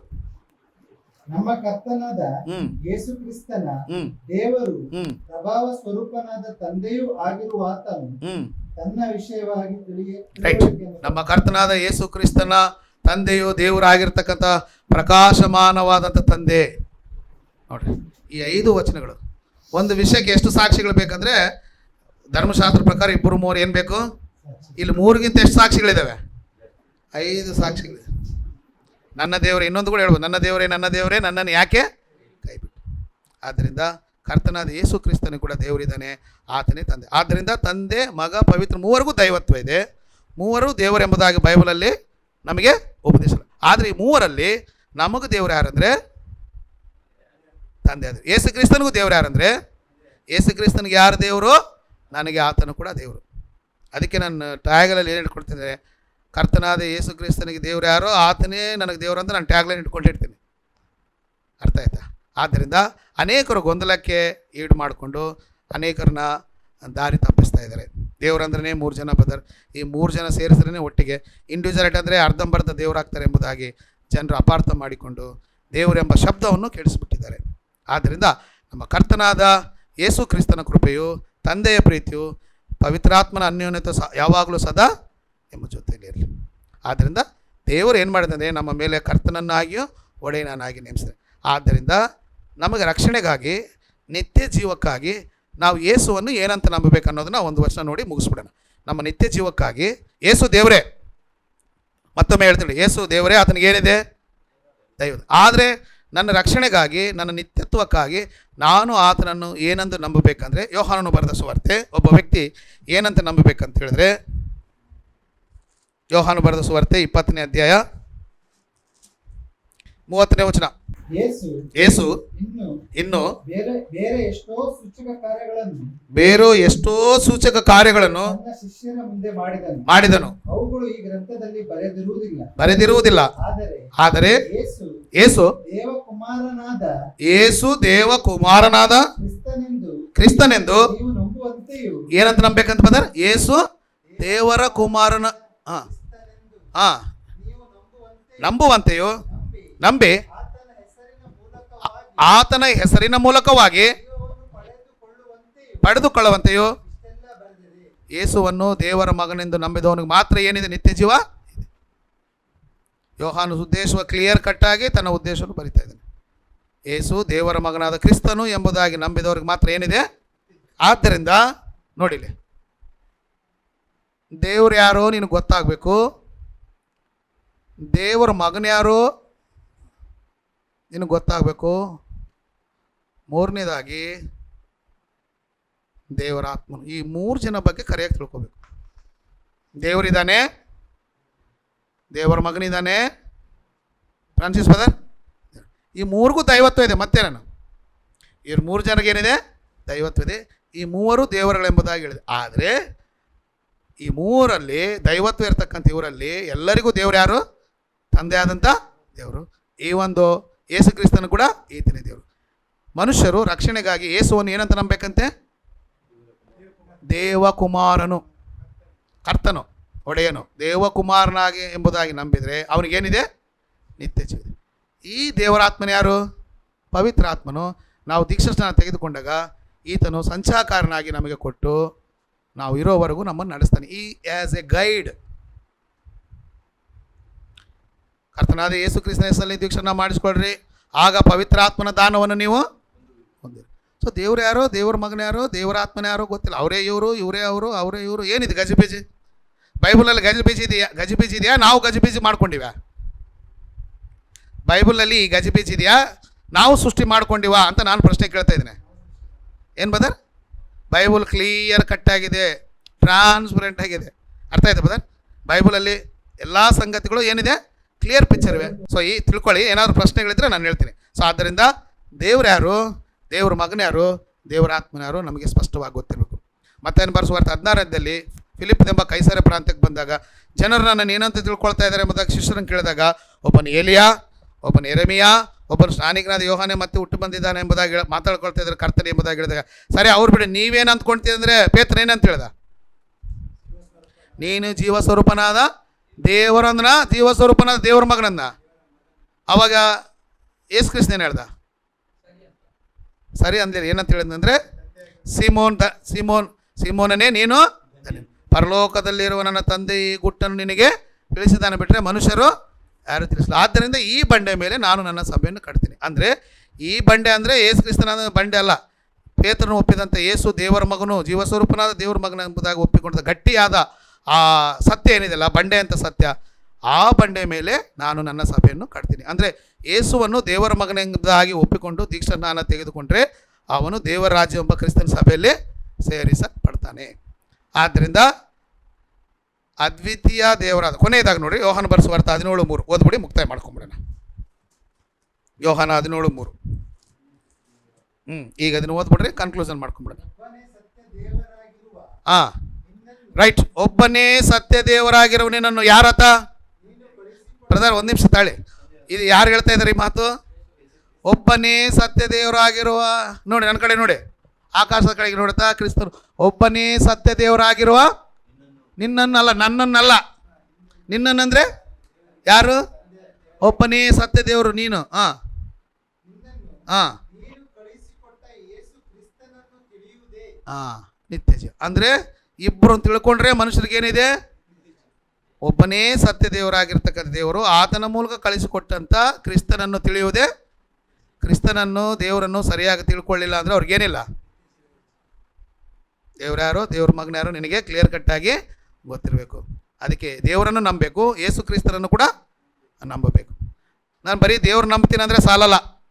ಯೋಹಾನ ಬರೆಸುವ 14:1 ಹೋದರೆ, ಯೋಹಾನ 14:1, ಯೋಹಾನ 14:1 ಅಲ್ಲಲ್ಲ, ಅದಲ್ಲ, ಒಂದು ಮಾತಿರುತ್ತೆ 14:1 ಒಂದೊಳ್ಳೆ ಮಾತಿರ್ತೇಳಿ. ಹಾಂ, ಅದು ಕರೆಕ್ಟ್. ನಿಮ್ಮ ಹೃದಯವು ಕಳವಳಗೊಳ್ಳದೆ ರೀ. ಹಾಂ, ದೇವರನ್ನು ನಂಬಿರಿ ಅಂದ್ರೆ ಏನು? ಯಾರನ್ನ ನೋಡಿ, ಆತನ ಬಗ್ಗೆ ಹೇಳಿದ್ರೆ ದೇವರನ್ನು ನಂಬುತ್ತಾ ಇದ್ದು 3 ಜನರಲ್ಲ, ದೇವರನ್ನು ನಂಬಿರಿ. ನನ್ನನ್ನಂದ್ರೆ ಆತನ ಮಗನಾಗಿರ್ತಕ್ಕ ನನ್ನನ್ನು ಕೂಡ, ಅಂದ್ರೆ ನಿತ್ಯ ಜೀವಕ್ಕಾಗಿ ದೇವರನ್ನು ನಂಬಬೇಕು, ದೇವರ ಮಗನನ್ನು ಕೂಡ. ನಿತ್ಯ ಜೀವಕ್ಕಾಗಿ ಅದ್ವಿತೀಯ ಸತ್ಯ ದೇವರಾದ ತಂದೆಯಾದ ದೇವರನ್ನು ನಂಬಬೇಕು, ಆತನಿಂದ ಕಳಿಸಲ್ಪಟ್ಟಂಥ ದೇವಕುಮಾರನನ್ನು ನಂಬಬೇಕು. ನನ್ನ ನಿತ್ಯ ಜೀವಕ್ಕಾಗಿ ಮನುಷ್ಯರು ನಿತ್ಯ ಜೀವಕ್ಕಾಗಿ ಯೇಸುವನ್ನು ಏನಂತ ನಂಬಬೇಕು? ದೇವ ಕುಮಾರನು. ಹಾಗೆ ನಂಬಿ ದೀಕ್ಷಾಸ್ನಾನ ತೆಗೆದುಕೊಂಡ್ರೆ ಅವನು ಕ್ರಿಸ್ತನ ಸಭೆಯ ದೇವರ ರಾಜ್ಯದಲ್ಲಿ ಸದಸ್ಯ. Clear cut. ಆದ್ದರಿಂದ ದೇವರಿದ್ದಾನೆ, ದೇವ್ರ ಮಗನಿದ್ದಾನೆ, ದೇವರ ಆತ್ಮನು ಕೂಡ ಇದ್ದಾನೆ. ದೇವರಂದರೆ 3 ಜನ ಅಲ್ಲ, 3 ಜನ ಸೇರಿದರೆ ದೇವರಲ್ಲ. ಆತ್ಮೆ ಈತನಲ್ಲ, ಆತ್ಮೆ ಈತನಲ್ಲ, ಮೂವರಿಗೂ ದೈವತ್ವ ಇದೆ. ಇದರಲ್ಲಿ ದೇವರು ನಮಗೆ ತಂದೆ ಆದ ದೇವರು ತನ್ನ ಮಗನನ್ನು ಕಳಿಸಿಕೊಟ್ಟಿದ್ದಾನೆ. ಈತನನ್ನು ನಮ್ಮ ಮೇಲೆ ಅಪೊಸ್ತಲರು 2:36 ಪ್ರಕಾರ ಕರ್ತನನ್ನಾಗಿ ಒಡೆಯನನ್ನಾಗಿ ನೇಮಿಸಿದ್ದಾನೆ. ಈತನನ್ನು ದೇವರ ಮಗನೆಂಬುದಾಗಿ ನಂಬಿದವರಿಗೆ ನಿತ್ಯ ಜೀವ ಉಂಟಾಗ್ತದೆ. ಈತನ ಎಲ್ಲರಿಗೂ, ಎಲ್ಲ ಮನುಷ್ಯರಿಗೂ ದೇವರಾಗಿದ್ದಾನೆ. ಈತನ ಎಲ್ಲ ಮನುಷ್ಯರಿಗೂ ಕರ್ತನೂ ಆಗಿದ್ದಾನೆ. ಅಪೊಸ್ತಲರ ಕೃತ್ಯ 10:30 ಎಲ್ಲ ಮನುಷ್ಯರಿಗೂ ಕರ್ತನು ಈತನು. ಎಫೆಸ ಪತ್ರಿಕೆ 4:6 ಎಲ್ಲ ಮನುಷ್ಯರಿಗೂ ದೇವರು ಈತನೇ. ನಮ್ಮೆಲ್ಲರಿಗೂ ತಂದೆ ಆಗಿರುವ ದೇವರು ಒಬ್ಬನೇ, ಆತ್ಮನು ಕೂಡ ಒಬ್ಬನೇ. ಇದರಲ್ಲಿ ಏನಾದರೂ ಗಜಿಬಿಜಿ ಇದೆ ಬದರ್? ಸೊ ದೈವತ್ವ ಅನ್ನೋದು ಸರಿ, ತ್ರಿತ್ವ ತ್ರಯೇಕತ್ವ ಅನ್ನೋದು ಸುಳ್ಳು ಸಿದ್ಧಾಂತ. It's a myth, it's a false statement, cock and bull story. ಬೈಬಲ್ಗೆ ಸಂಬಂಧ ಇರಲಿಲ್ಲ. ಆದ್ದರಿಂದ ದೈವತ್ವವನ್ನು ಬೈಬಲ್ ಸಪೋರ್ಟ್ ಮಾಡುತ್ತೆ. ದೈವತ್ವವನ್ನು ಕುರಿತು ಬೈಬಲ್ನಲ್ಲಿ ಆಧಾರ ಇದೆ, ವಾಕ್ಯ ಆಧಾರ ಇದೆ. ತ್ರಿತ್ವಕ್ಕೆ ತ್ರಯೇಕತ್ವಕ್ಕೆ ಏನಿಲ್ಲ, ಆಧಾರ ಇಲ್ಲ. ಇವರು ಮೂವರು ಸೆಪರೇಟ್ ಬೀಯಿಂಗ್ಸ್. ಆದ್ದರಿಂದ ನಮ್ಮ ನಿತ್ಯ ಜೀವಕ್ಕಾಗಿ ಒಬ್ಬನೇ ದೇವರಾಗಿರುವ ದೇವರನ್ನು ನಂಬಬೇಕು, ಆತನ ಮೂಲಕ ಕಳಿಸಿಕೊಟ್ಟಂಥ ಯೇಸು ಕ್ರಿಸ್ತನನ್ನು ದೇವರ ಮಗನೆಂಬುದಾಗಿ ನಂಬಬೇಕು. ಆದ್ದರಿಂದ ಇದು ಬೈಬಲ್ನಲ್ಲಿರ್ತಕ್ಕಂಥ ದೈವತ್ವವನ್ನು ಕುರಿತು, ದೇವರನ್ನು ಕುರಿತು ಇರ್ತಕ್ಕಂಥ ಸಮಾಚಾರ. ದೇವರು ಬೇರೆ, ಕುಮಾರನು ಬೇರೆ, ಪವಿತ್ರ ಆತ್ಮನು ಬೇರೆ, ಮೂರು ಒಟ್ಟಿಗೆ ಅಲ್ಲ. ಯಾರನ್ನ ಏನಂತ ನಂಬಬೇಕು ಅನ್ನೋದನ್ನ ದೇವ್ರು ಏನು ಮಾಡಿದ್ದಾನೆ ಹಾಗೆ ನಂಬಬೇಕಷ್ಟೇ. ಇಲ್ಲ ನಾನು ಅದನ್ನು ನಂಬ್ತೀನಿ, ಇದನ್ನು ನಂಬ್ತೀನಿ, ನಾನು ಹೀಗಲ್ಲ ಆಗಲ್ಲ, ಅದು ನಿನಗೆ ಬಿಟ್ಟು ಸಮಾಚಾರ. ನಾನೇನು ಮಾಡಲಿಕ್ಕಲ್ಲ. ಅಲ್ಲಿ ಬೈಬಲಲ್ಲಿ ಏನಿದೆ, ಗ್ರಂಥದಲ್ಲಿ ಏನಿದೆ ಅದು ನಾನು ನಿಮಗೆ ಹೇಳಿದ್ದೀನಿ. ಅದು ನಂಬೋದು ಬಿಡೋದು ಇಲ್ಲ, ನಾನು ಹಾಗೆ ನಂಬ್ತೀನಿ, ನಿನಗೆ ಬಿಟ್ಟಿದ್ದು. ದೇವ್ರ ಗ್ರಂಥದ ಪಾಡಿಗೆ ದೇವ್ರ ಪಾಡಿಗೆ ದೇವ್ರು ಇರ್ತಾನೆ, ನಿನ್ನ ಪಾಡಿಗೆ ನೀನಿಗೂ ದೇವ್ರಿಗೂ ಸಂಬಂಧ ಇಲ್ಲ. ಅದಕ್ಕೆ ನನ್ನ ಮನವಿ ಏನಂದರೆ, ನನ್ನ ಕಳಕಳಿ ಏನಂದರೆ, ಮನುಷ್ಯರ ಜ್ಞಾನ, ಮನುಷ್ಯರ ಕಟ್ಟಳೆಗಳು, ಅವ್ರಿಗೆ ಹೇಳಿದ್ರು, ಇವ್ರಿಗೆ ಹೇಳಿದ್ರು, ಆನಂದಂ ಬ್ರದರ್ ಹೇಳಿದ್ರು, ವಿಲ್ಸನ್ ಬ್ರದರ್ ಹೇಳಿದ್ರು, ಸುನಿಲ್ ಬ್ರದರ್ ಹಿಂಗೆ ಹೇಳಿದ್ರು, ಫ್ರಾನ್ಸಿಸ್, ಇವರೆಲ್ಲ ಬೇಡಲ್ಲ. ಬೈಬಲ್ ಏನು ಹೇಳ್ತಾ ಇದೆ? ಏನು ಬ್ರದರ್? ನಮಗೆ ಸತ್ಯವಾಕ್ಯ, ದೇವ್ರ ವಾಕ್ಯ ಏನು ಹೇಳುತ್ತೆ ಅದು ನಮಗೆ ಇಂಪಾರ್ಟೆಂಟಾ, ನಾನು ಹೇಳಿದ್ದು ಇಂಪಾರ್ಟೆಂಟಾ? ಯಾರೇ ಹೇಳಿ, ಫ್ರಾನ್ಸಿಸ್ ಬ್ರದರ್ ಹೇಳಿ ನಾನು ಎಲ್ಲೇ ತೋರಿಸ್ಬೇಕು? ಅದಿದ್ದರೆ ನಂಬಿಕೆಗಾರ. ಅದಿಲ್ದಂಗೆ ನಾನು ಏನೋ ಒಂದು ತೀರಿ ನಂಬ್ತಾ ಇದ್ದೀನಿ ಬುಕ್ಕಲ್ಲಿ ಬರ್ಕೊಂಬಂದು, ನಾನು ಬುಕ್ಕಲ್ಲಿ ಬರ್ಕೊಂಬಂದಿದ್ದೀನಿ, ಇಲ್ಲ ಅಂದಂಗಿಲ್ಲ. ಆದರೆ ಅದು ಬರ್ಕೊಂಬಂದಿದ್ದು ಎಲ್ಲಿದೆ? ಕರ್ಕೊಂಬಂದಿರೋದು ಬೈಬಲ್ ಸಪೋರ್ಟ್ ಮಾಡ್ಬೇಕು. ಇಲ್ಲ ಕಟ್ಟುಕತೆಗಳ ಕರ್ಕೊಂಬಂದು ಈಗ ಹೇಳಿದ್ನಲ್ಲ, ಅದು ಮೊಟ್ಟೆ, ಈ ಎಗ್ಗು, ಸೂರ್ಯನ ಕಿರಣ, ಅದೆಲ್ಲ ಬೈಬಲಲ್ಲಿ ಇದೆಯಾ? ಇಂಥ ಕಟ್ಟುಕತೆಗಳಲ್ಲಿ ಮನುಷ್ಯರು ಹಾಳು ಮಾಡ್ತಾರೆ. ನನ್ನ ಜೊತೆಗೆ ಕೆಲಸ ಮಾಡ್ತಕ್ಕಂಥ ಭಾಳ ಜನರು ಇವತ್ತು ಇದನ್ನು ನಂಬ್ತಾ ಇದ್ದಾರೆ. ಅದಕ್ಕೆ ಅವ್ರಿಗೂ ನನಗೂ ಆಗಲ್ಲ ಅಂದರೆ ನಾನೇ ಅವ್ರ ದ್ವೇಷ ಮಾಡಲ್ಲ. ಈ ಕ್ಲಿಯರ್ ಕಟ್ಟಾಗಿ ಹೇಳ್ತೀನಿ, ಬೈಬಲ್ ನಂಬಿಕೆಗೆ ಬಂದರೆ ನಾನು ಅವ್ರ ಹತ್ರ ಸಹವಾಸ ಮಾಡ್ತೀನಿ. ನನ್ನ ಮೆಂಟಾಲಿಟಿ ಏನಂದರೆ ಚೆನ್ನಾಗಿ ತಿಳ್ಕೊಳ್ಳಿ, ಬೈಬಲಲ್ಲಿರ್ತಕ್ಕಂಥ ಉಪದೇಶ, ವಾಕ್ಯೋಪದೇಶದ ಪ್ರಕಾರ ಇದ್ದರೆ ನಾನು ಅವ್ರ ಜೊತೆ ಮಾಡ್ತೀನಿ. ಆ ನಂಬಿಕೆ ಇರಲಿಲ್ಲ ಅಂದರೆ ನನಗೆ ಅವ್ರು ಬೇಡ. ನನಗೆ ಯಾರು ಬೇಕು? ದೇವ್ರ ವಾಕ್ಯ ಮುಖ್ಯ. ಅರ್ಥ ಆಯ್ತಾ? ದೇವ್ರಕ್ಕಿಂತ ದೇವ್ರ ವಾಕ್ಯ ಅಂತ ಯಾವನು ದೊಡ್ಡವನು ಏನಿಲ್ಲ. ನನ್ನ ಜೊತೆ ಕೆಲಸ ಮಾಡ್ತಕ್ಕಂಥ ಅನೇಕರು ಈ ತಪ್ಪು ಸಿದ್ಧಾಂತದಲ್ಲಿದ್ದಾರೆ. ಅದಕ್ಕೆ ಅವ್ರು ನನ್ನ ಎಗನೆಸ್ಟ್ ಮಾಡ್ತಾರೆ. ಬ್ರದರ್ ಹಿಂಗೆ ಹೇಳ್ತಾರೆ, ಹಂಗೆ ಹೇಳ್ತಾರೆ ಅಂತೇಳಿ ಕೆಲವರಿಗೆ ಸಿಕ್ಕಾಗ ಅವರು ಆ್ಯಂಟಿ ಕ್ರೈಸ್ಟು, ಸುಳ್ಳು ಬೋಧಕರು ಎಲ್ಲ ಫೋನ್ ಮಾಡಿ ಹೇಳ್ತಾರೆ. ಹೇಳ್ಕೊಂಡು ದೇವ್ರಿಗೆ ಸ್ತೋತ್ರ, ನನಗೇನಾಗಲ್ಲ, ನಾನು ಕರೆಕ್ಟಾಗಿದ್ದೀನಿ, ನನಗೆ 100% ಕಾನ್ಫಿಡೆಂಟ್ ಇದೆ. ಯಾರಾದರೂ ಬಂದು ನನ್ನ ಪ್ರಶ್ನೆ ಮಾಡಿದ್ರೆ ನಾನು ಎಲ್ಲಿಂದ ತೋರಿಸ್ತೀನಿ? ವಾಕ್ಯದಿಂದ. ಅವ್ರನ್ನ ಕೇಳಿ, ಅವ್ರ ವಾಕ್ಯದಿಂದ ತೋರಿಸಲ್ಲ. ಇದೆ ಮೊಟ್ಟೆ ಕತೆ, ಸೂರ್ಯಕಿರಣಗಳ ಕತೆ, ಆಮೇಲೆ ಈ ಬೊಂಡದ ಕತೆ, ಈ ಕತೆಗಳು ಹೇಳ್ತಾರೆ. ಅವೆಲ್ಲ ಯಾರಿಗೆ ಬೇಕು ಅಂದ್ರೆ ಬೈಬಲಲ್ಲಿ ಇದೆಯಾ? ಅದೇ ಇತ್ತೀಚೆಗೆ ಒಬ್ಬ ವ್ಯಕ್ತಿ ಕೂಡ ನಿಮಗೊಂದು ಶಾಕಿಂಗ್ ನ್ಯೂಸ್ ಏನಂದರೆ, ಇತ್ತೀಚೆಗೆ ನಾನು ಚಿಕ್ಕಂದಿನಿಂದ ನೋಡಿದ್ರಂತ ಒಬ್ಬ ಚರ್ಚಾ ಪ್ರದೇಶದಲ್ಲಿ ಭಾಳ ಏಜ್ ಅವರು 80 ವರ್ಷ ಮೇಲಿದೆ. ರೇಡಿಯೋ ಸ್ಪೀಕರು, TV ಸ್ಪೀಕರ್ ಕೂಡ ಅವರು. ಅವ್ರ ಹತ್ರ ನಾನು ಕಲ್ತಿದ್ದೀನಿ, ಅವ್ರು ಮ್ಯಾಗ್ಝಿನ್ ಓದಿದ್ದೀರಿ ಅಂಥವ್ರು. ಮೊನ್ನೆ ಏನು ಬರೆದಿದ್ದಾರೆ ಅಂದರೆ, ನನ್ನ ಹತ್ರ ಇದೆ PDF ಅದ್ರಿ, ಯೆಹೋವನೇ ಯೇಸು ಕ್ರಿಸ್ತನಾಗಿ ಬಂದಿದ್ದಾನಂತ ಬರೆದಿದ್ದಾರೆ. ಯೆಹೋವನೇ ಏನಾಗಿ ಬಂದಿದ್ದಾನಂತೆ ಅಂದರೆ ಟ್ರಿನಿಟಿ. ಮೊದಲು ಎರಡನೇದು ಹೇಳಿದ್ರೆ ಅವರೇ ಇವರೇ ಅದು ಬಂದಲ್ಲ. ಅದಕ್ಕೆ ನಾವೆಲ್ಲ ಡಿಸ್ಕಸ್ ಮಾಡಿ ನಾನು ಹೇಳಿದೆ, ಅದು ಸತ್ಯವಾಕ್ ಅಲ್ಲ ಅವ್ರ ಮ್ಯಾಗ್ಝಿನು, ಅದು ಅಸತ್ಯವಾಕ್ ಅಂತ ಹೇಳಿದೆ. ಸತ್ಯವಾಕ್ ಅಂತ ಹೆಸರು ಇಟ್ಕೊಂಡು ಸುಳ್ಳು ಹೇಳಿದ್ರೆ ಅದೇನಾಗ್ತದೆ ಬದರ್? ಅಸತ್ಯವಾಕ್. ಆ ಮನುಷ್ಯನಿಗೆ ದೇವರ ವಾಕ್ಯ, ಬೈಬಲ್ ಅಂದರೆ ಗೌರವವಿಲ್ಲ, ದೇವರಂದರೆ ಗೌರವವಿಲ್ಲ, ಯೇಸು ಕ್ರಿಸ್ತನಂದರೆ ಏನಿಲ್ಲ. ಅದಕ್ಕೆ ಮನುಷ್ಯರು ಏನು ಮಾಡ್ತಾರೆ? ಭಯ ಇಲ್ಲದೆ ಅಂದರೆ ಬೇಕಾಬಿಟ್ಟು ವಿಶ್ಲೇಷಣೆ ಮಾಡ್ತಾರೆ. ಅದಕ್ಕೆ ಯಾವಾಗಲೂ ಬೋಧಕರಾಗಿರ್ತಕ್ಕಂಥ ನಾವುಗಳು ಯಾವಾಗಲೂ ಬೈಬಲ್ನ ಹದ್ದುಬಸ್ತಲ್ಲಿ ನಿಂತ್ಕೋಬೇಕು. ಇದು ನನ್ನ ಮನವಿ. ಬೈಬಲ್ನ ಲಿಮಿಟ್ಸಲ್ಲಿ ನಿಂತ್ಕೊಂಡೇ ಏನು ಮಾಡಬೇಕು? ಉಪದೇಶ ಮಾಡಬೇಕು. ಬೈಬಲ್ನ ಬಿಯಾಂಡ್ ಅದು ದಾಟಿ ಹೋಗಿದ್ರೆ ಅಪಾರ್ಥಗಳು, ಗೊಂದಲಗಳಾಗ್ತವೆ. ಇರಲಿ ಬಿಡ್ಬೋದಾರೆ ಅವ್ರದವ್ರಿಗೆ, ನನಗೆ ಅಂದರೆ ನೀನು ನಾಶ ಆಗ್ತೀವಿ. ಸ್ವಲ್ಪ ಹುಳಿ ಇಡೀ ಕಣಿಕಿನಲ್ಲಿ ಏನು ಮಾಡ್ತು ಬದರ್?